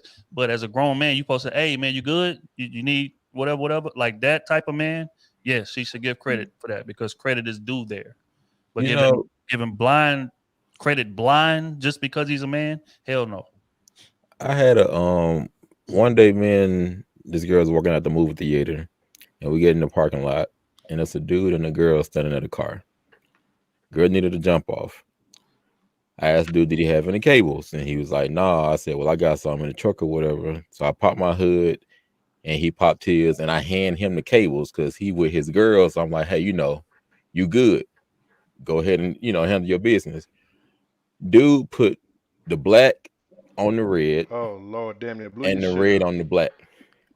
And as soon as I saw him do it, I was like, hold up. And then I went over there and corrected it. But that was one of the moments where I was trying to give dude, his, hey, you handle your business. I'm with my girl, you with your girl. I ain't finna do that. But you nigga about to kill herself.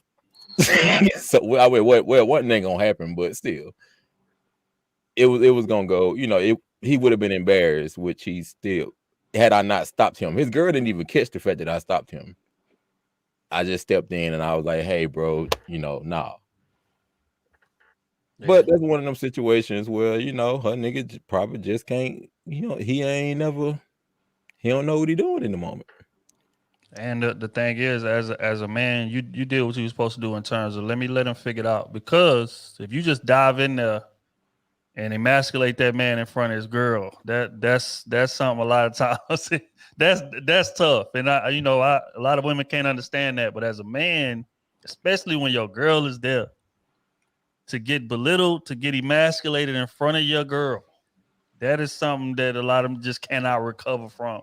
He probably would have cussed out in the car on the ride home, all type of shit. This nigga from somewhere. Like it gets there when you like emasculate a man in front. So you did it right, but I mean, you was right to jump in there. It ain't no sense in watching him blow up him and his girl just to save his ego. Yeah. One of my homegirls is also engaged to a dude that he's not that guy. Right. Like he ain't finna cut grass. He ain't finna wash the car.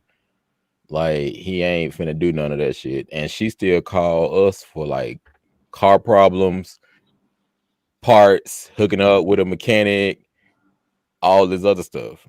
In my opinion, I don't fuck with it. But at the same time, I'm kind of glad that she still got me, the group to come through for her. But at the same time, like I don't agree with her marrying a nigga that don't even keep your car clean. I agree with that 100%. And the thing is, the issue is not with not knowing. The issue is not taking the steps. You ain't even doing it. Like you went to the store and bought a ring and proposed, but you ain't even put yourself in position to support her in the simple shit. You can do it financially, but Yeah, which is facts because our girl is gonna be better than us at certain things. That's just a fact of life, right? But as a man, as a leader, it shouldn't be a situation that come up to where you just have no idea how this works. Like more than one time, it can happen once.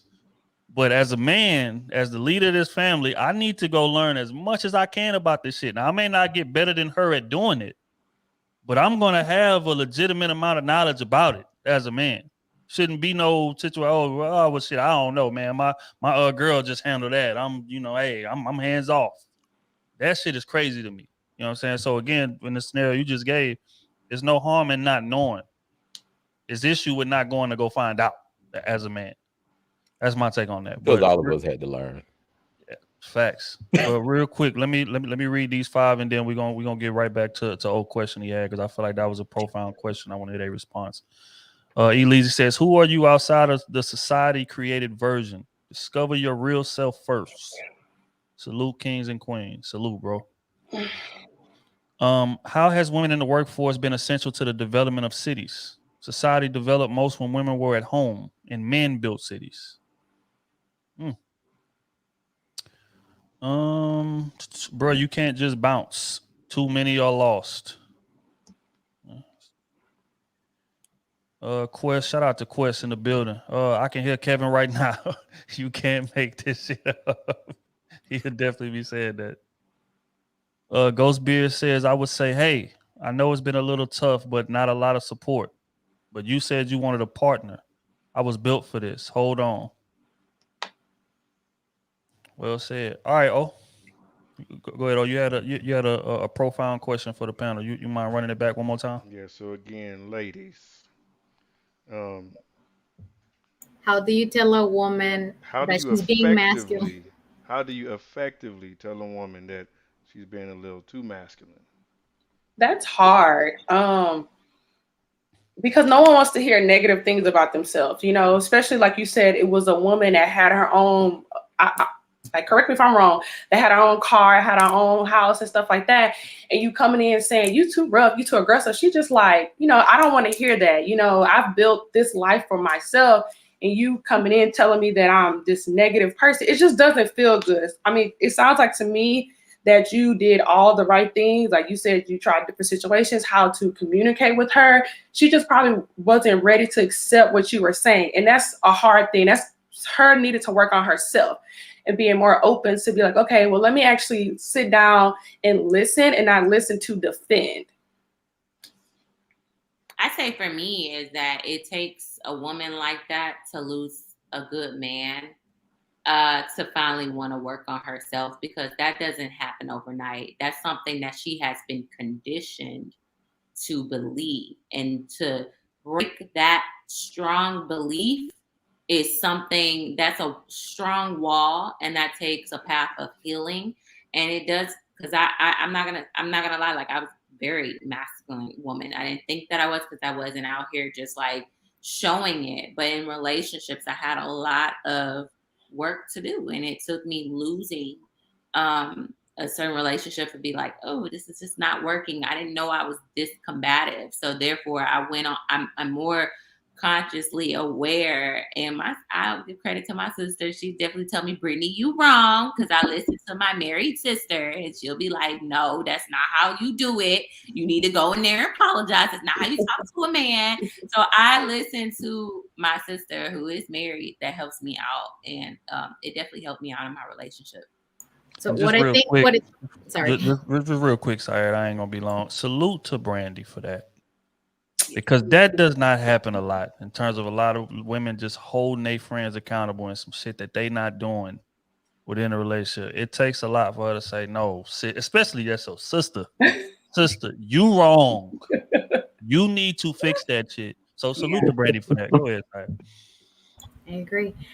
So I wanted to say that not everything that someone says about you is negative. Feedback, it could be positive feedback, negative feedback, and feedback, you take it and apply it. Not, you know, someone can give me feedback and I'll be aware, like B said, you know, I am aware that this could be, you know, if you don't feel comfortable, because sometimes true hurts and makes you uncomfortable. And most of the time, that's when you feel uncomfortable about it, something's wrong. Something's wrong most of the time. So I learned of taking feedback, learning, applying feedback, and growing up from it. Like, I had this experience with a man, and that's why I was saying learning from someone, you know. He had everything. Again, not every man is this way. Let me make this clear. Not every man is this way. He was doing everything for himself. Like, he had his place, his house, his, you know, his apartment. He had a good job. He's 37 and retired. So that says a lot to me. His finances were in order. And he taught me a lot. After meeting that man, I was able to, he will say and give me advices. Hey, you should do this, you know, to organize. I wanted to fix my finances. He didn't have to say you're doing this wrong. He didn't have to treat me bad or talk to me in a certain way or give me a certain tone. No, I was already admiring, and I'm saying it in a positive way, not saying that I'm going to admire every man. That's not what I'm saying. I was admiring the good qualities that he had and appreciating the advices that he was giving me. And that helped me personally. And I appreciate that. So, yes, taking feedback is not wrong. Something that someone is telling you and makes you uncomfortable, watch that. Most likely it's true what they're saying. So you have to be aware, work on it, and change it. I would agree. Miss Kelly, do you feel like there's a right way to tell a woman, hey, you're a bit too masculine, man. I need you to kind of tone that down. Is it a way to say that without getting backlash? Let me rephrase the question. Is it a way to say that without getting any backlash? Well, I've never had that said to me, but I feel like a person being self-aware is the most important quality any human being can have. Because when someone tells you something, you should take what they say, assess it, ask people that you trust. This is what someone told me. What do you think? What have you seen? What attributes have I shown you that shows this? And then you need to think about what you've heard, and you need to do a self-evaluation, which is what I always do. Because I remember people used to always tell me certain things. I'm like, no, that's not me. I'm not like that. No. And then I would think about it. I would ask, am I like this? To my sister or my father, people I trust. And like, can you give me an example of when I've done this? And I would think about it. I'm like, oh, maybe I am this way. And then I would think about it, and I would either change what I didn't like about myself or accept that as a reality of who I really am. Like if I didn't like it, I'm like, okay, then I need to change it about who I am. If I'm like, okay, that's just who I am, then I need to be like, okay, if someone says that, yeah, you're right, I am. And just be okay with that. If that's just my true personality, I'm okay with it. If it's something I don't like about myself, then I need to change that about myself. But I think if a person is self-aware, if you tell them, they need to be accepting of the truth. But it's also it is also in the way you say it, and it's if you're being demeaning or if you're doing it in a way that you are showing care and concern. I think that's important, especially to a woman, especially if it's from a man that you care or value their opinion. So yeah, I would agree. I think that's one of the biggest hurdles in the world, man. And O speaks about this all the time. This is definitely his domain in terms of communicating in a way, man, that we just don't got to get our head bit off in the process of. I don't think women understand how hard it is for us to come to them and critique them, actually.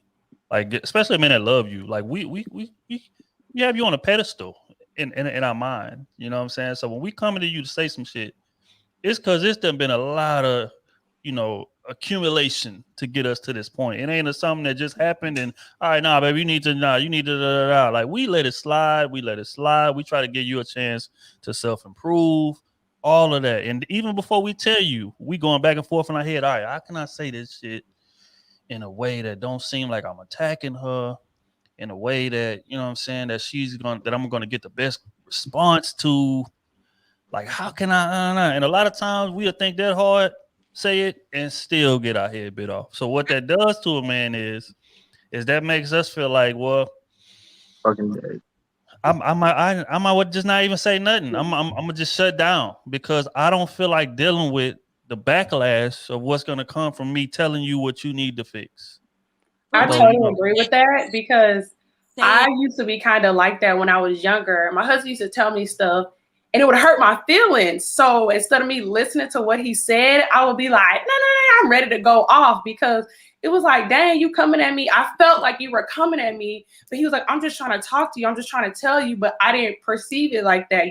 Instead I got my feelings hurt. So sometimes it can be like a tough situation to kind of go in and just, correct the person. I wasn't saying like, you telling me something negative, but I'm hearing it as negative. Like you could be coming from a place of caring and understand, like I'm really trying to help you, but I'm just like, dang, you being negative on me, but you really aren't. You're just trying to help me better myself and help our relationship grow, because whatever the situation is, like I'm coming to you for a reason. Like you said, it takes a lot for a man to even bring up something negative to his spouse, because it's just like, all right, this is really starting to bother me, because you're right, my husband let a lot of stuff slide, but he like, I'm coming to you, I'm talking to you about it, it's been affecting me, and I want to fix this, because you know, part of our relationship is to communicate. Like if I feel some type of way about something, it's easy for me to communicate with him about it, but you know, it's a little different when he comes at me, because I feel like, oh, you hurt my feelings. Like, you know, I wasn't trying to be like that. He's like, girl, I'm just trying to tell you, just, you know, to help you. It took a while. It really did. It took me like learning, us going through our trials, and, you know, really like kind of looking at myself and being like, okay, well, I could work on this. Let me better myself, because I do want to better myself to make my marriage last. That's true. But I also think a woman being proactive can help a man like articulate what he's feeling. Like especially with sex, because I'm always like checking, like, is there anything I could have done better? Like, what would you like? You know, I think with certain things, if you ask him, is there something I could do better, then that gives him like this open space to be honest with you about something. And then That you is can true, take but it as it a feels request. like sometimes it still don't feel good when he being honest with you. Like that's what I'm saying. Like it still doesn't feel good, because you think that. That's a setup question. The thing Right, is, that's what I'm saying. Like, well, what can That's a setup ask question. him? Tell me what I'm doing wrong. He's like, well, you know, Bob, you talk so. Oh, well, dang, like I didn't know it was like that. It's your feelings still can get hurt, you know. We're gonna say, do you want the truth, or do you want me to just tell you to make it sound good? the Right. thing But with the, also, oh, it's also about timing, because a lot of men want to bring it up in the middle of a heated argument. You're not gonna get your point through when both of us are mad. Now you want to tell me you feel like this because I brought up this. Like, you know, so it's like if you would have came to That's me, wrong. I agree. that's Yeah. you would have came to But me I when guess I In the just midst want of to the heat, ask. they just feel like I gotta get it all out now. Like we already arguing, kind but of. I'm not gonna listen. Yeah, yeah. you just shot me. I You get just it. Yeah, shot me no, I get 100 it. No, it's times. wrong. Like It's you just definitely shot me wrong. 100 times. You are not perfect in this in no way. So yeah, I'm about to let these shots ring off. Yeah, exactly. It ain't It's not right. It is not right at all. But it's just like we're in the heat of the moment, you know, type of thing. So that's what I'm saying. It's not right. No, And that's what accountability comes into play. But I'm telling you from my like when we get into it, it's awesome. I'm hearing stuff from a month ago. I'm like, oh. So now you want to bring this up. Oh, what that got to do with this argument? Yeah. So now I'm heated because you bringing up stuff. It was just bottled up feelings. It was bottled up feelings, and then it's finally like pew pew pew, like you know. But see, look though, this right here is why. I'm gonna tell y'all why we do that, right? Because when shit is going smooth, we don't like to fuck. You don't want to ruin it. right? But women, y'all have no problem at all. We could be done had the best day in the world. I done took your ass to brunch. We done came home, had sex after brunch. We done went to the mall. We done went did this, did that. We in the crib chilling. I get up, go to the bathroom, leave my phone on the coffee table, right? We done had an amazing day. But still, something in y'all mind say, let me go through this phone just to make sure. That mindset, men don't have that. If shit is going good, we don't want to rock the boat. I want to keep this shit going as long as possible, because I don't want to beef with you. I don't want to argue with you.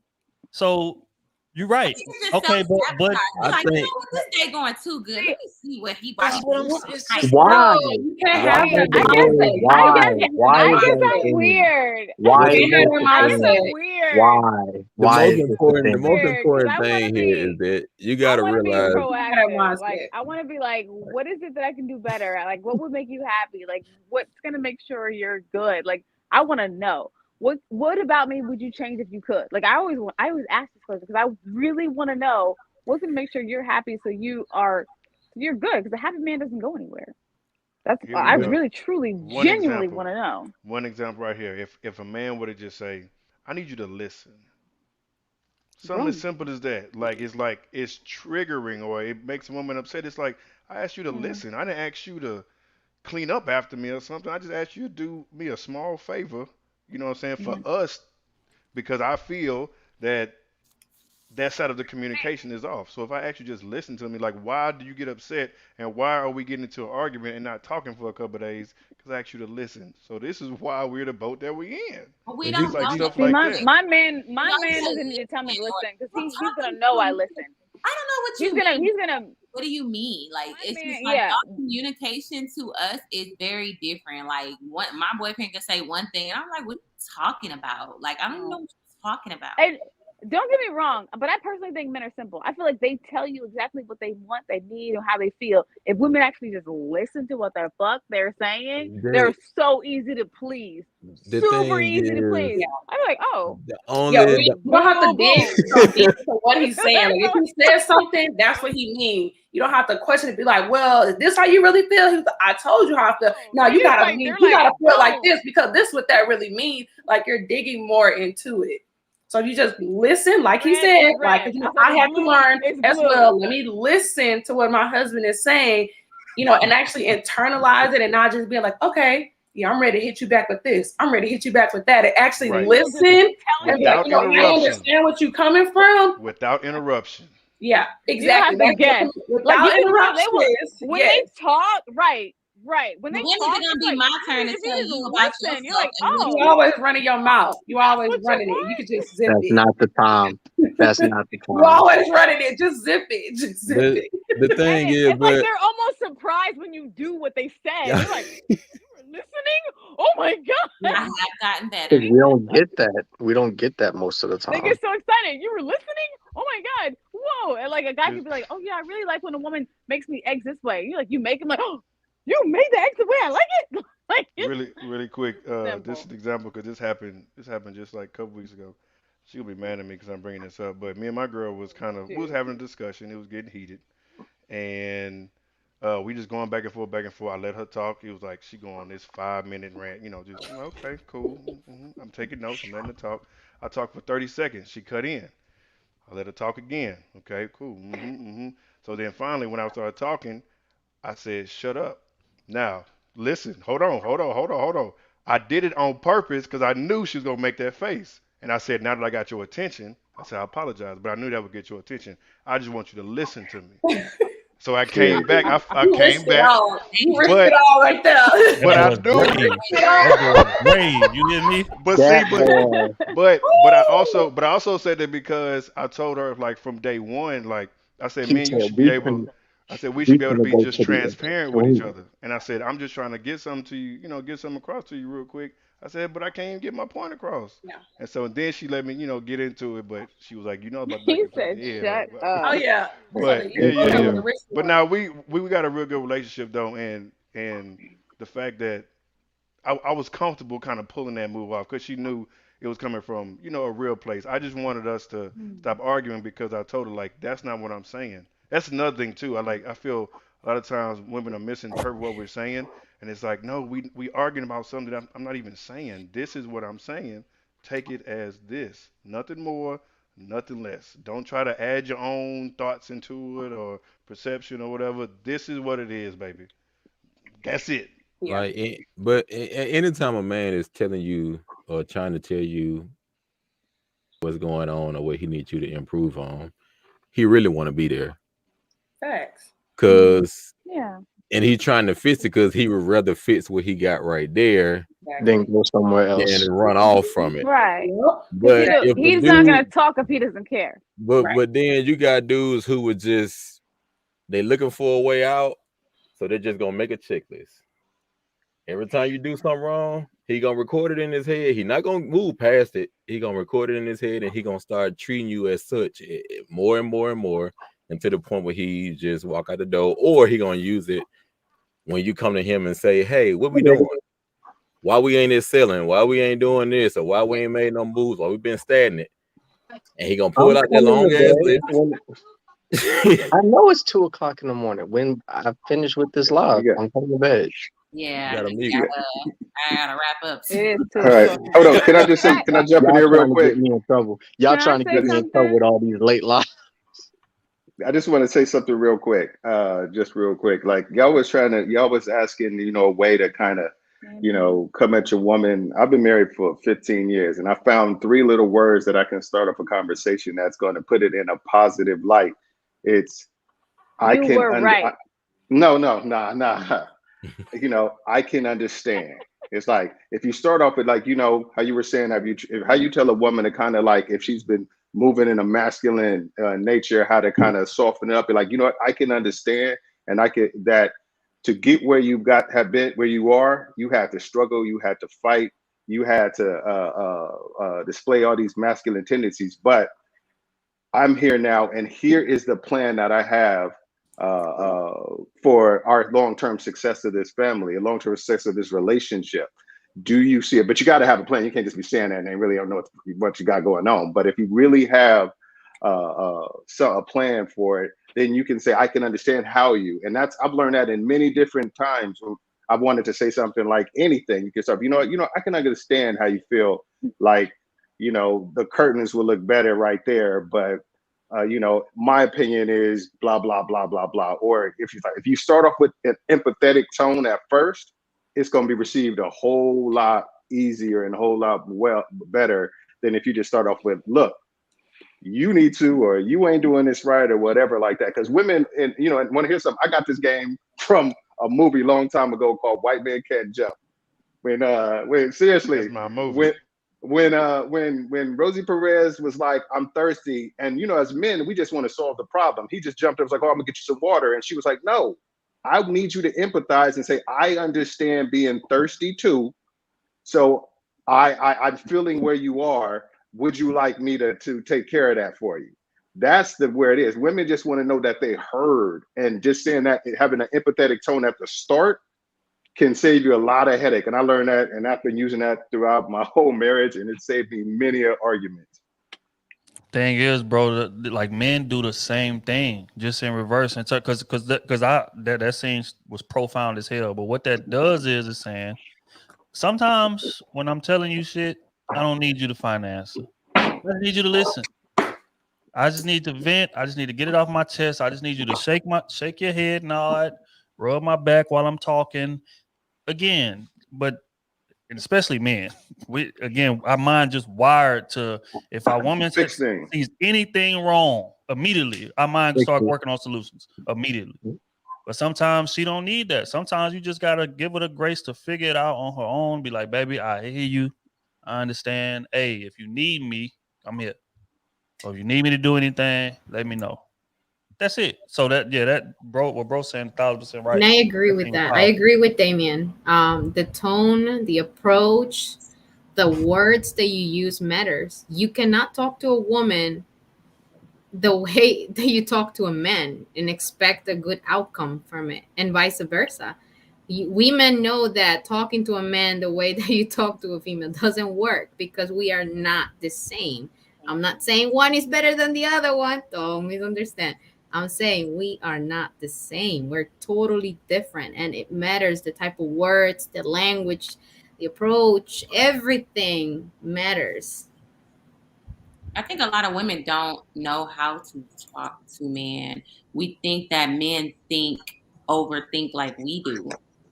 So we talk. Some do, but not all of them. Like, where y'all tell us certain things, we're like overanalyzing what you just said, when really you just simply said what you said, but we're overanalyzing it.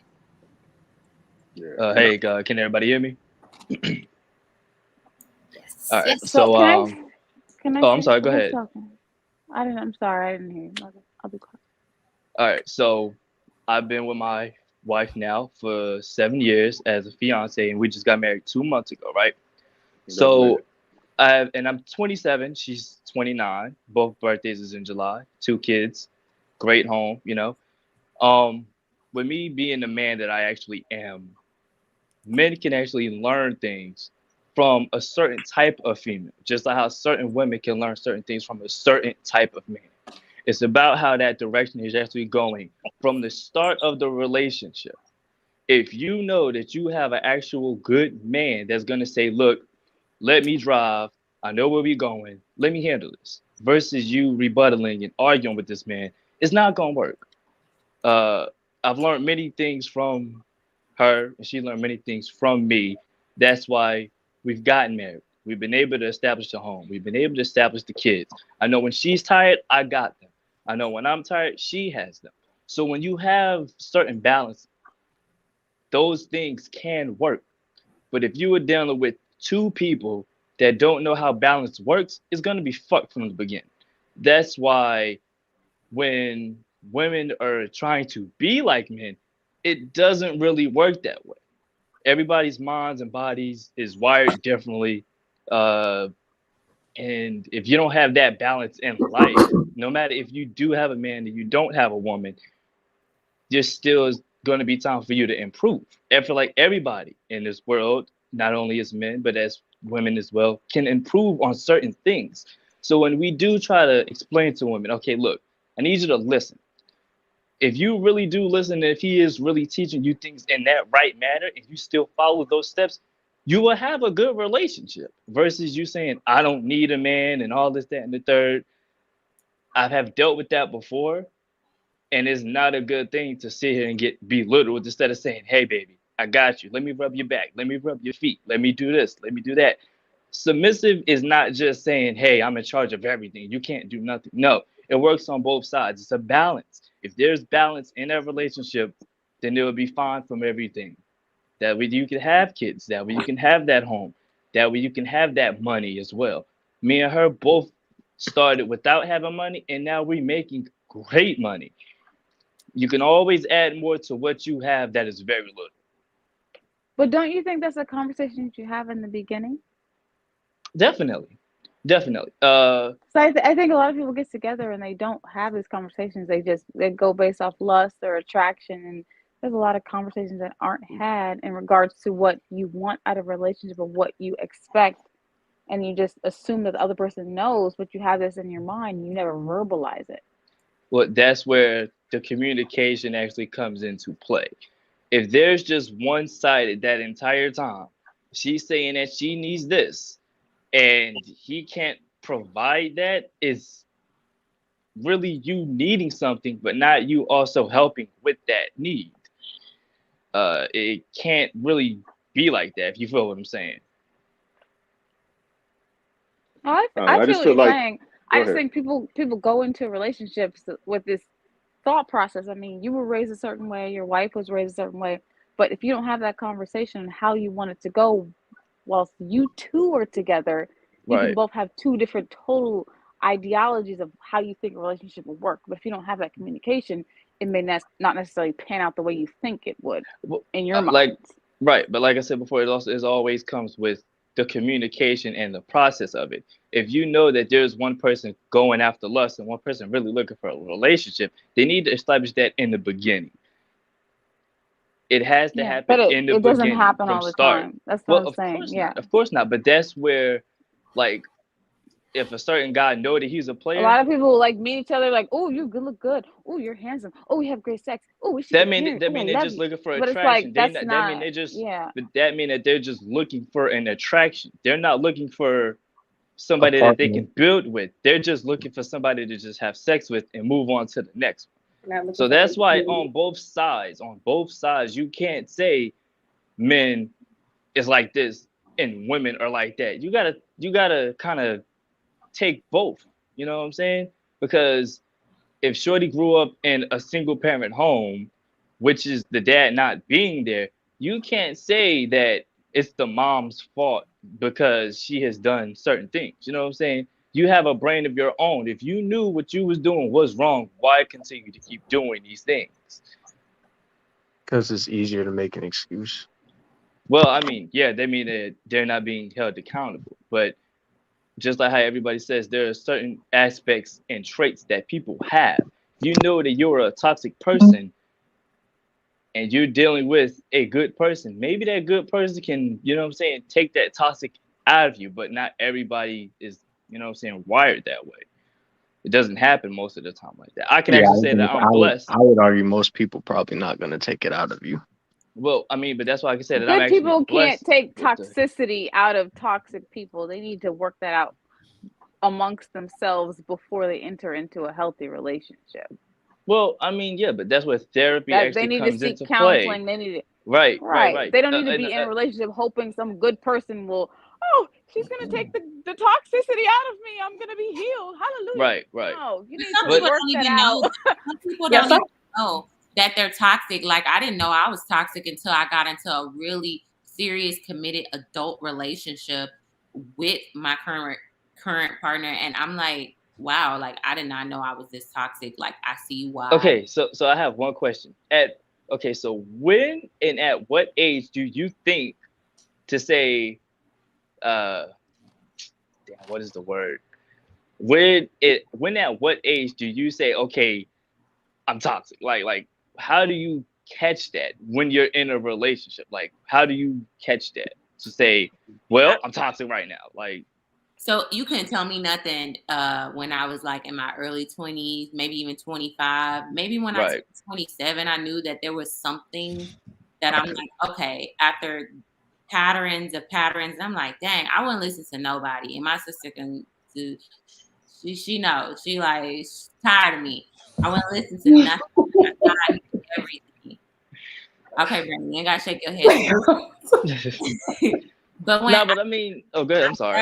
I'm 30, and now I realize I'm like, oh my God, like I messed up. Like I really. But I feel like it shouldn't take you till you hit 30 to say, oh my gosh, I need a man. No, I'm not saying you. I'm just saying for certain people, they waste all of their 20s. I can't say that. My wife can't say that. I've been with her since I was 19. She was actually 21. We're almost 30 with 2 kids in a lovely home.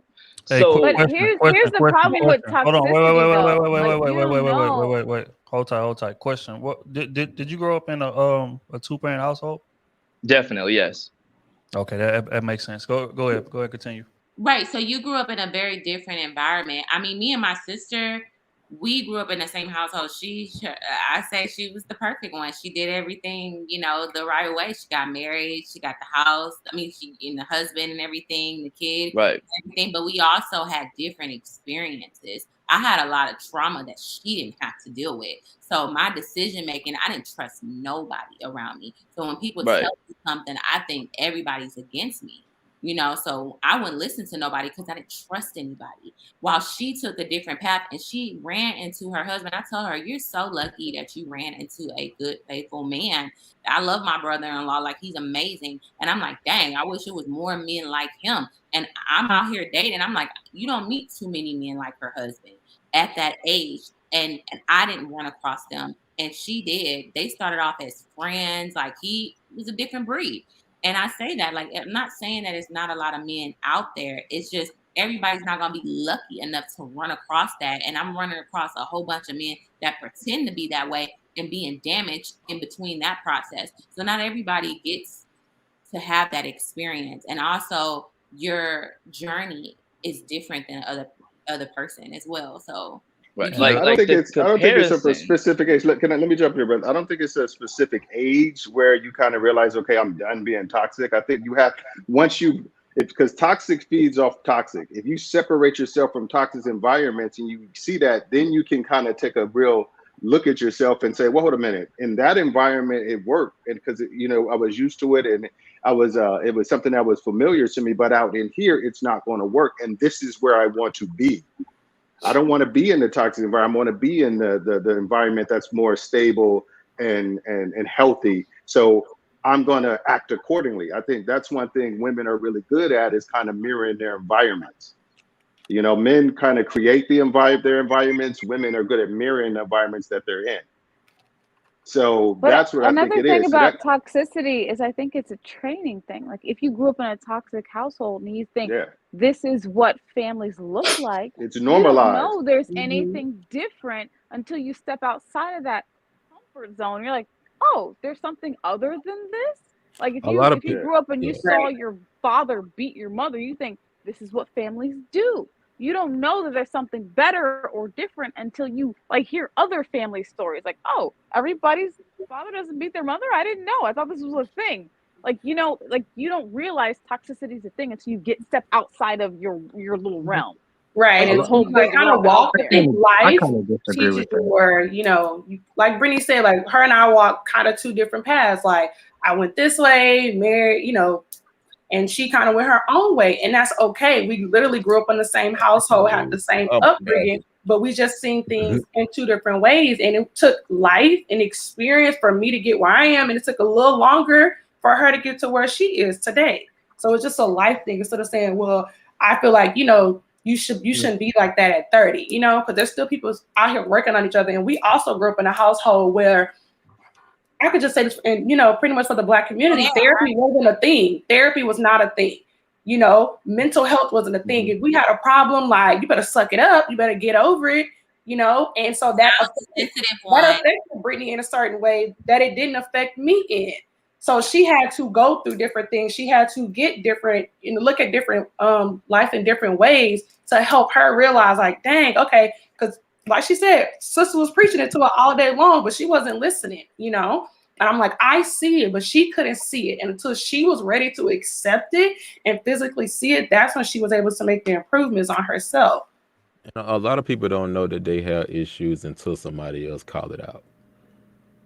Like they'll be in a relationship for a minute, but they could be in like 5-6 different relationships, but nobody ever held them accountable or said anything to them. They just brushed it off, but then they run into that one person who actually is straight up with them and call them out on shit in that moment, and then they start to see, okay, well, maybe I am, you know, maybe I do have issues.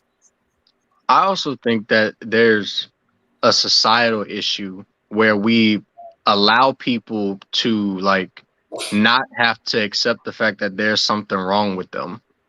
And I think that plays a part into it too, because again, your environment does play a part, but it all comes down to how early do you want to start taking accountability for what you choose to do, because there's only so long that you can use your environment as an excuse for making bad decisions. It's kind of like if I grow up in the projects or the hood and all my people around me are dope dealers and all this other stuff, and I see some of them make it out, but I see others get put in a box 6 feet underground or they stuck behind bars, and I know it's illegal. I don't get to say, oh, because I grew up in this environment, this is what I'm going to do. And then when I get busted, be like, oh, but officer, I grew up in this environment. You should understand I shouldn't have to go to jail because I didn't have no other No, you had another option. You just chose not to be accountable because it was easier to do what everybody around you was doing.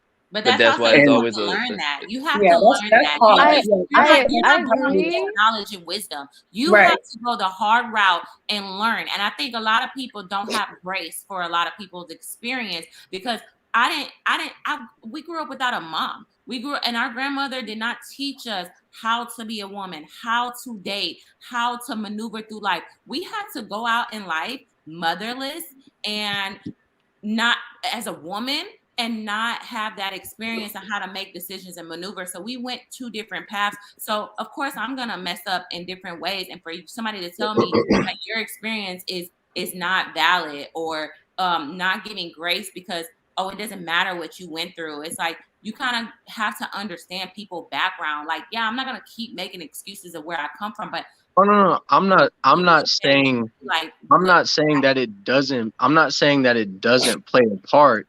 I'm saying a lot more people suffer from it longer than they would probably need to if they would take accountability earlier and start taking those steps. If you don't know what you're doing is wrong. I agree, You're but are you unguided. trying to figure that? Are you trying to figure that? Because I don't think it should take you long to figure out that people getting Okay. put behind bars or 6 foot in a box is not good for you. So A here's the great- problem. you Here's can the problem. explain When you example. have the people in your life that are supposed to be the authorities in your life that you trust, and they are doing the wrong thing, you don't know that it's wrong until you step outside of that. I had a 2-parent household. My father was a pastor. My mother was a submissive woman that everybody talks about.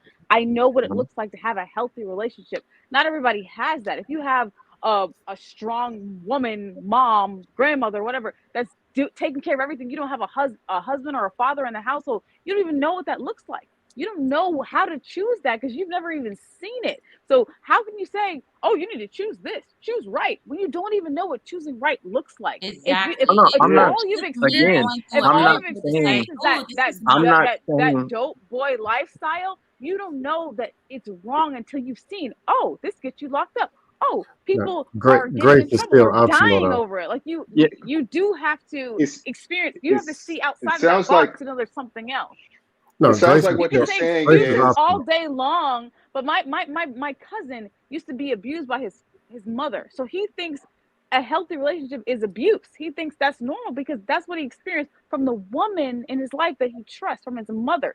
He had to step outside that to know this is wrong. This is not okay. I don't have to hit a woman to have a healthy relationship because that's oh what he no, I experienced. get that, Training but is very I'm powerful. saying People don't once you realize. become a mature adult, when do you start taking those steps to go A see if mature something is adult. And different? so in the meantime, you're going to make mistakes as a Oh no, young I'm not saying, adult. I'm not expecting you to be perfect or not make mistakes, but I'm saying maybe you wouldn't go through it as long as you did if you were doing I don't everything feel on like your that's side to try wrong. to find something.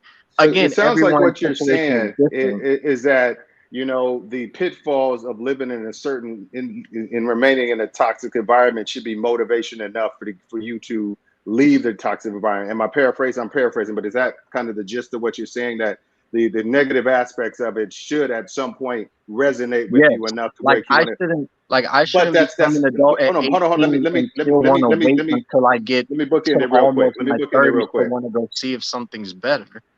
Let me book in real quick. But do you really? I know you realize that in those environments, the pitfalls become, people are used to the pitfalls and become part of it, the toxic environment. They get used to it. Like I know people when I was growing up that was D-boys, and they were like saying, what if you get shot? Well, that's just the cost of doing business. That's just you normalize the pitfalls so they don't seem like as significant enough to motivate you. I hear what you're saying, but the only real way to do it is either one, have somebody that you want to emulate. You see something they've done and you want to emulate it, or you find for You see it done yourself some type of differently and But that's better. the outside thing. avenue. And the way I did it, I grew don't up in the think projects there too. are. I joined the military, and that's the only way I saw something different. I saw other people doing Mhm. stuff. That's the way I was able to avoid the pitfalls. My brothers and my friends, they doing things. They in jail, locked up, dead, whatever. But it's just like nothing that they went through until I separated myself from it. And the reason I separated myself from it, realistically, only because I couldn't find a job and I was just bored and I wanted to join the military. I heard they had some good jobs there. And that was the thing that kept me going and said, okay, there's other ways people live. There's other ways to exist. There's other non-toxic environment.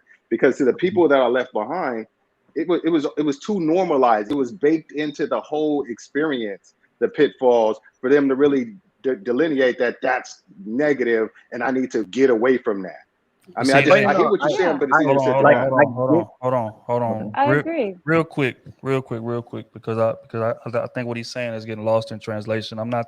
He's not saying that that the factors of the environment don't weigh into the decision. He's saying that the crime is to not seek something else, and you don't necessarily have to see something different to know that's not the outcome I want.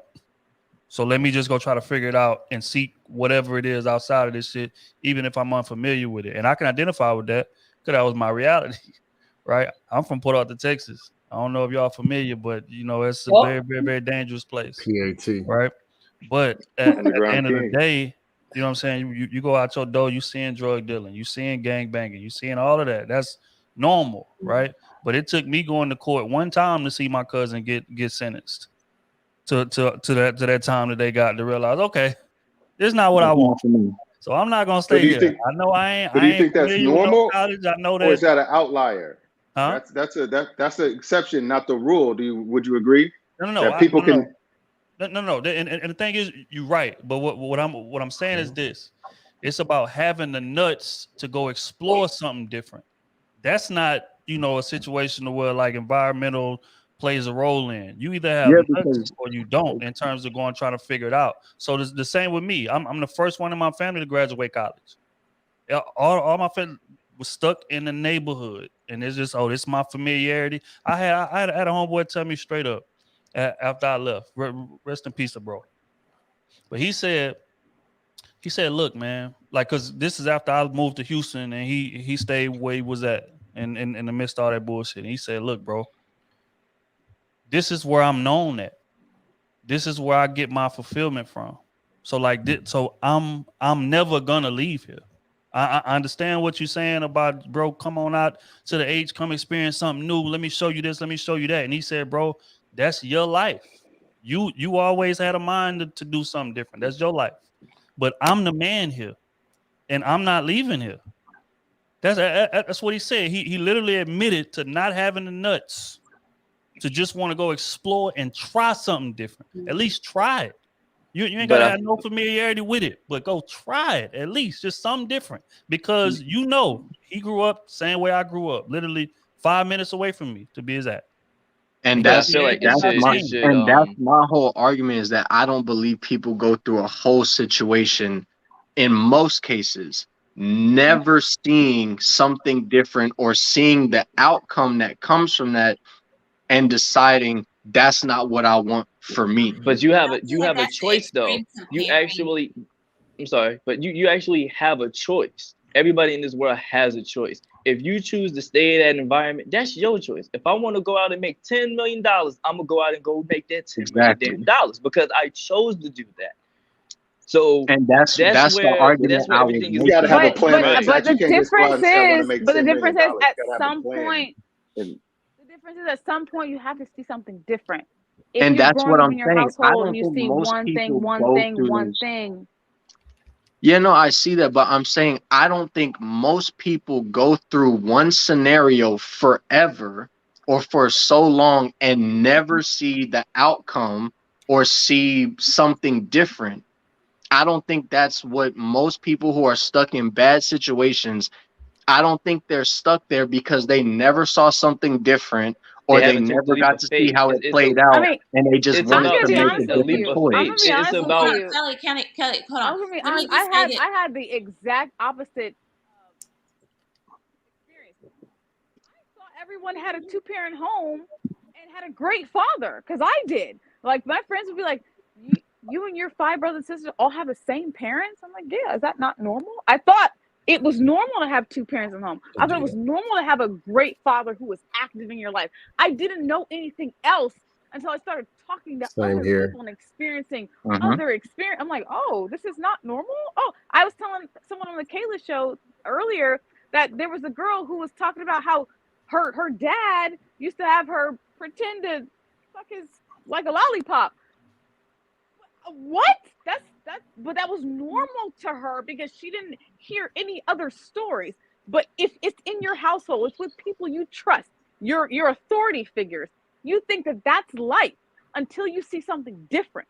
So I agree with that. In your reality, but I don't think people are stuck there so long that they never get to see something different. Okay, well, but life is a journey. Can you accept the fact that a lot of people are going to lose? Experience with my own personal experience, it's like back then, like like y'all are using the extremes as in like shooting, gun violence. I'm talking about somebody who was raised unguided. I went to college. I got an education. I wanted to do better than what my parents was doing. Me and my sister.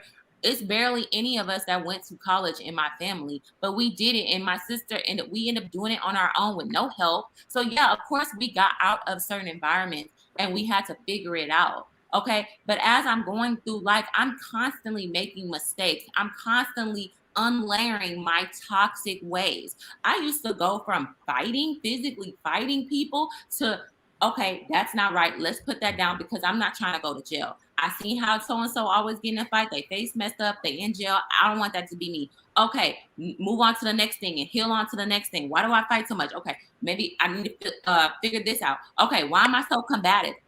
It's like as the years pass by, I'm gaining this. You're taking steps to get better. People in my life that's like, hey, Brittany, you know, this is where you're going wrong. But I may not meet them until I'm 27 years old. And at that time, I am doing the right things to get myself in better positions and a great job, but I'm messed up inside. And if I'm so messed up inside, that's not going to happen as quick as society saying, well, what, you should have just. Oh no, that's not the point I was making. The point I was making is that I think a lot more people will be in your situation. They will have those people or see those scenarios that are better than what they are in, but they will choose to stay where they're at and then blame their environment for why they're not becoming better or making a difference. Okay, well, I'm not saying you in general.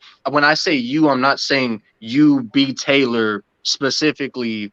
Whatever you're going through is because you didn't want to change from your environment. You obviously did because you are changing. I'm saying I know a lot of people who are stuck in environments and they had the opportunity to see something different. They saw how that outcome plays out, but they choose not to. And I think more people are stuck in situations because they choose not to go a different path, as opposed to because they don't know that something else is there.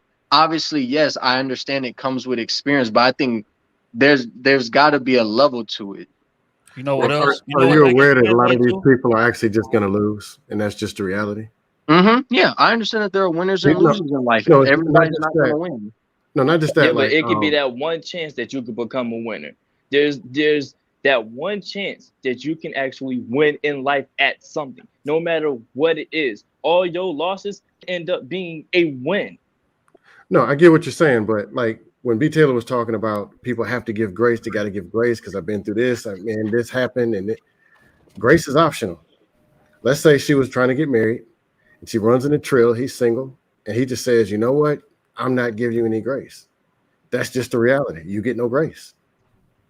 Or just like that job you're looking for, Anime is the supervisor, and he says, "You know what? I don't want you here. You're going." Like the world doesn't owe you understanding. Grace. That's not grace. I'm not talking no. about. I'm just saying that is. I'm just saying that is optional, and people don't have to give understanding. People should. You don't have to, but when you're going through shit, don't expect for people to have grace for you in your situation. That's they all. don't always keep the same energy. On you. I'm saying in reality, grace is optional. Why my job don't care and my mom died? Why do my job not care? And people, they don't care. You want. No, I'm just talking about the reality. Grace to have. A lot of people don't care. Okay, and that's why it's miserable. Huh? It sucks. People don't care. Like I've been looking at the they're chat all miserable. night, and like everybody's coming for me. They don't know that my grandmother died yesterday, and that's why I've been drinking. And that's why I'm acting a little outside of the norm. But whatever. Who cares what people think? You have to deal with who you are in your situation. At the end of the day, you don't know none of these people, and you have to work with yourself and deal with yourself from within. So who cares what people think? Who cares what people say? You need to self-evaluate. Sorry to hear deal about the with loss who of your you are. grandmother. Bet No, I mean the sorry chats about don't the loss of care. your They're grandmother. just whatever. Yeah, the chat, they heartless. Come on. But, They'll be back all to the heartless. relationship aspect of it. I think people But at don't the end of the change. day, like who cares? Like Yeah, people don't change until they see until they want to. Until they find somebody that they feel is worth working on their ways. Yeah, people don't change until they want to change. But you could put the same thing on your life, because I got in a whole lot of trouble as a teenager, a lot of trouble, and I lost my freedom for a minute. But I came home to my daughter, and before I had a daughter, I didn't care. I was out here riding motorcycles fast as hell, driving cars fast as hell. I was breaking laws because I felt like I was above the law. I don't like authority. If they say that you got a tent law, I'm going to get the darkest tent just because I want to be on the other side of it. But then when I had a kid, I switched everything up. It's just like relationships. You can go through these things, but you don't really want to be with a person, or you don't see long term, or you not really,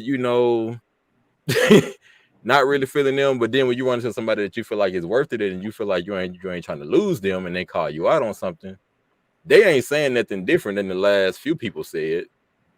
They just seem more worthy of the change. So now you actually adjusting to, you finally fit some shit. I And think a lot of issues would be solved if people could just have honest communication. That's what me and my girlfriend have. Like, I don't have to, when something's bothering me, I don't sit there and let it build up. I address it with her immediately and I say it. Now, are there times where I could say it better? Yes, of course. I could always work on my tone, work on the words that I use, but she doesn't use my tone or the words that I use in that moment of emotion as an excuse or as a reason to not listen to what I'm trying to tell her. She'll listen and then she'll come back. She'll be like, hey, babe, you know, you were telling me this, but you were kind of emotional. You kind of got a little mad. I didn't like when you said this. Maybe you could you know, calm down a little bit before. But she doesn't use it as a reason to not listen to what I'm saying because she wants to make it work. And then I, in turn, I listen to what she's saying and then I apply it. So as long as you can be honest on both sides, it works. It works. Then that means that there's balance. Exactly. I mean, there's balance and it isn't just one-sided. Exactly. If you're dealing with a one-sided relationship, and if you're trying to explain something to that one person that's just one-sided to feel like it's a me situation, you're not gonna hear anything good out of that. Man, I was 32 years old before I met a chick that could listen and But that's why I said it's really hard. I'm 24. And Like, I'm I only was- 27, so just turned 27. Hey, yeah. Cheryl, I'm gonna say good night. Okay. Good night. All right, Kelly. All right. I appreciate you pulling up, man. Man, F these people in this comments because that was messed up. I already know she read that cruel comment about somebody saying who cares about your grandmother. So F y'all. Wow. Wait, what is it? That's Who said that? cool. And I know she saw that. Andrew.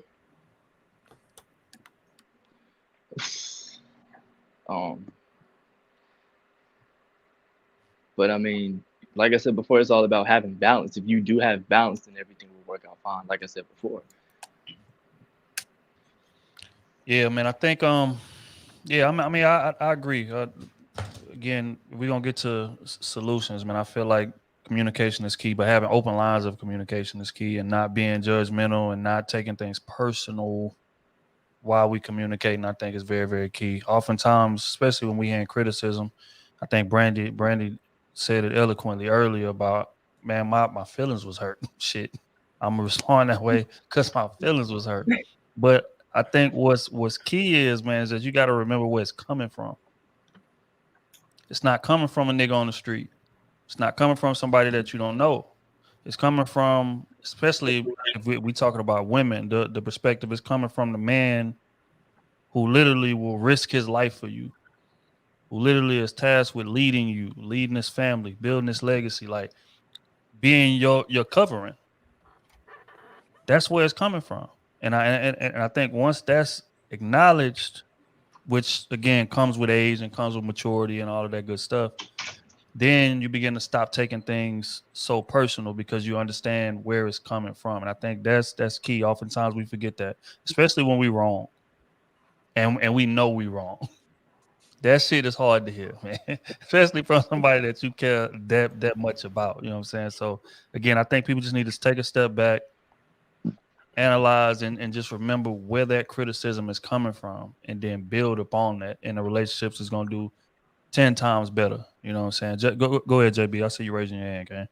So my question to the panel, especially the women, what's the solution? Not for ourselves, but for our kids, for the youth coming up behind us, so this pattern isn't repeated. What pattern? Can you like what's The male-female solution? dynamic that we're currently in. I can personally say for my husband and myself, it's about breaking those generational curses that came before us. You know, not to try to just be like, oh, I have the perfect life, but you know, my husband and I, when we met, like we both had these same goals. You know, we were like, okay, we want to go to college. We want to, you know, move to that. We want to get to know each other. We want to get married. Next, we want to buy our house. Next, we want to have our kid. And that's what we did. And I'm not saying that's perfect, you know, because everybody has their own story. And for us, like our son he'll be 3 soon, and we're raising a black male in America. So we're trying to instill in him, like, the love and the passion. Like my husband didn't grow up with a father in the home. My sister and I, we lost our mother when we were young. So I'm trying to instill things in him that I wish that my grandma instilled in me, but she didn't, because she was a grandma. She got 2 little kids. My sister was 1, I was 2 when our mom passed. My husband's dad went to jail when he was 8. So he's just trying to be the better man for our son. The things that he didn't receive as a child, he's trying to instill that in him, as he continues to grow, so he can understand, like, we're a partnership. Like, it's certain things that my husband and I, we've agreed that we won't do, in front of our child. Like, if we're bickering and stuff, like, that's fine. Like, having a fight and an argument, like, we don't want him to see that, because we don't want him to grow up and think, oh, that's cool, I could argue, in front of the kids, or just argue in general. We try to talk through whatever we got going on.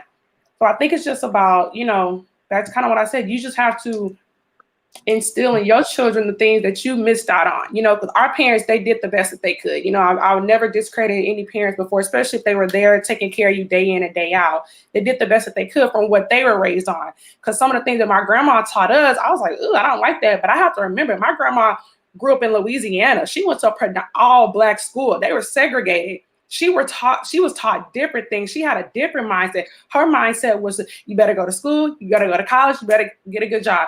Me trying to open up my own business, my grandma did not support that. She was like, what are you doing? You need to be working your job, 9 to 5, blah, blah, blah. And I'm like, no, I want to change that. Your head down and work that same position. Work that same job. Even me, because I'm in education, even me changing school district. What are you doing? You can't lead that job. You can't lead them people. I can. It's going to be okay. So just being able to take those things and teach it to our younger kids. And also, can I add on top of that is that, when you do have a parent that's like that, they instill a lot of negative voice inside of you and self-confidence and belief. So I had to go through life with low self-esteem, low self-worth, not knowing my worth, because I grew up, I love her, but I grew up being called all types of names, like hoes, like not hoes, but like prostitute, damn near, like being called out my name. So I didn't have the best confidence and the best decision making growing up because of how I grew up. So that's why I say let's just have a little bit more grace. But I do agree with Brandy, is that it was a little later for me to be like, no, I need to make this change, and I want to break this generational curse, because I don't want to be that parent to my children. Hey, real quick, I just want to say appreciate you having me on here, Trill. I'm about to get out of here and go to bed because it's 3 a.m. I appreciate you pulling up, man. You already know what time it is. Thank you, guys. All right, I appreciate you.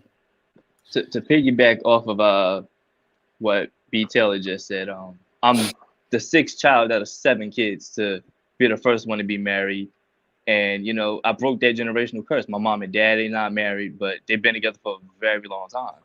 So I understand what it feels like to sit here and break that generational curse and be the first one to be married out of everybody. It actually felt good, you know what I'm saying? Not only to see my family, but my wife's family alongside with me, and not deal with the bickerness, the craziness of it all because somebody's jealous. Like, I can never say I enjoyed my time, and I'm still enjoying my time with both sides of the family. There isn't no arguing and back and forth. There's none of that, because they actually get along very well, and I'm blessed to have that, and I'm happy to have that. I've been the black sheep of my family, and I've been told that I ain't gonna be nothing, been told that I ain't gonna graduate with nothing, and to be honest with you, I've never been to college. I have a good paying job, have a wife, I have kids, I have a home. I'm good where I'm at.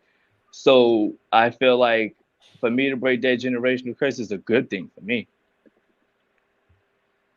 Yeah, I agree, man. And again, that's what it's about. It's pushing this culture forward, coming up with solutions. I enjoyed the convo tonight, man. I appreciate everybody for pulling up. Shout out to everybody in the chat, except for the bullshit that I heard about Maz, man. We got to be on top of that type of shit, man. And people being that disrespectful, kick them. Don't you ain't got to ask me. Just kick them. That's why I made y'all Maz. But overall, man, I enjoyed the conversation. I appreciate everybody for giving me y'all time. I told y'all we wasn't going to hit 4 hours, and we not going to hit it. We still a couple minutes up under there. But until next week, man, I think that's all I got, man. If y'all got any last words, now's the time to get them out. And after that, we going, oh, shit. tripping real quick. We gotta finish out these super chats real quick, man. I wanna acknowledge everybody that donated, man. I definitely appreciated y'all. Honest Citizen says feminists say, quote unquote, I don't need a man, I want him, are delusional. Men say this: men need women and women need men. We have different essential roles. I would agree with that 100%. We need each other. Tanya says, if you can't provide constructive criticism to your mate without them exploding, they have rooted issues that they haven't dealt with. Mental health. I agree 100%. Get yourself right before you dive into these relationships, man. That shit's not fair to your partner. Professor Trill, men are perfectly capable of communicating directly as we do to one another. The problem is when we communicate with women, they try to quote unquote interpret what we're quote unquote trying to say instead of understanding what is actually said. I would definitely agree with that. And I think a couple women on the panel have admitted to that as well. Malamar, B. Taylor, pretty sure you ran across good men trying to get at you during your 20s. You just didn't give them a chance. Women don't notice most men. I agree. I did. I'll be accountable and say that. Accountability is a beautiful Don't rub thing. it in my face. It is what it is. Library dude. And they're married and they're living their best life. Great for them. I'm glad for them. She got her man now. She ain't meet him in the library either. That's a fact. He ain't wearing bootcut jeans either. They say, honest citizens say, love you, Kelly. We care. Condolences for your loss. That's a fact. That's a fact, Kelly. I appreciate you pulling up, man. And you know, again, just us being able to take your mind off of that for any amount of time is you know what we want to accomplish, man. We definitely appreciate you. And on that note, man, again, like I said, I appreciate all y'all. Shout out to everybody in the chat. Shout out to the mods. Been in their bag. Aside from that little one situation, we got to tighten that up.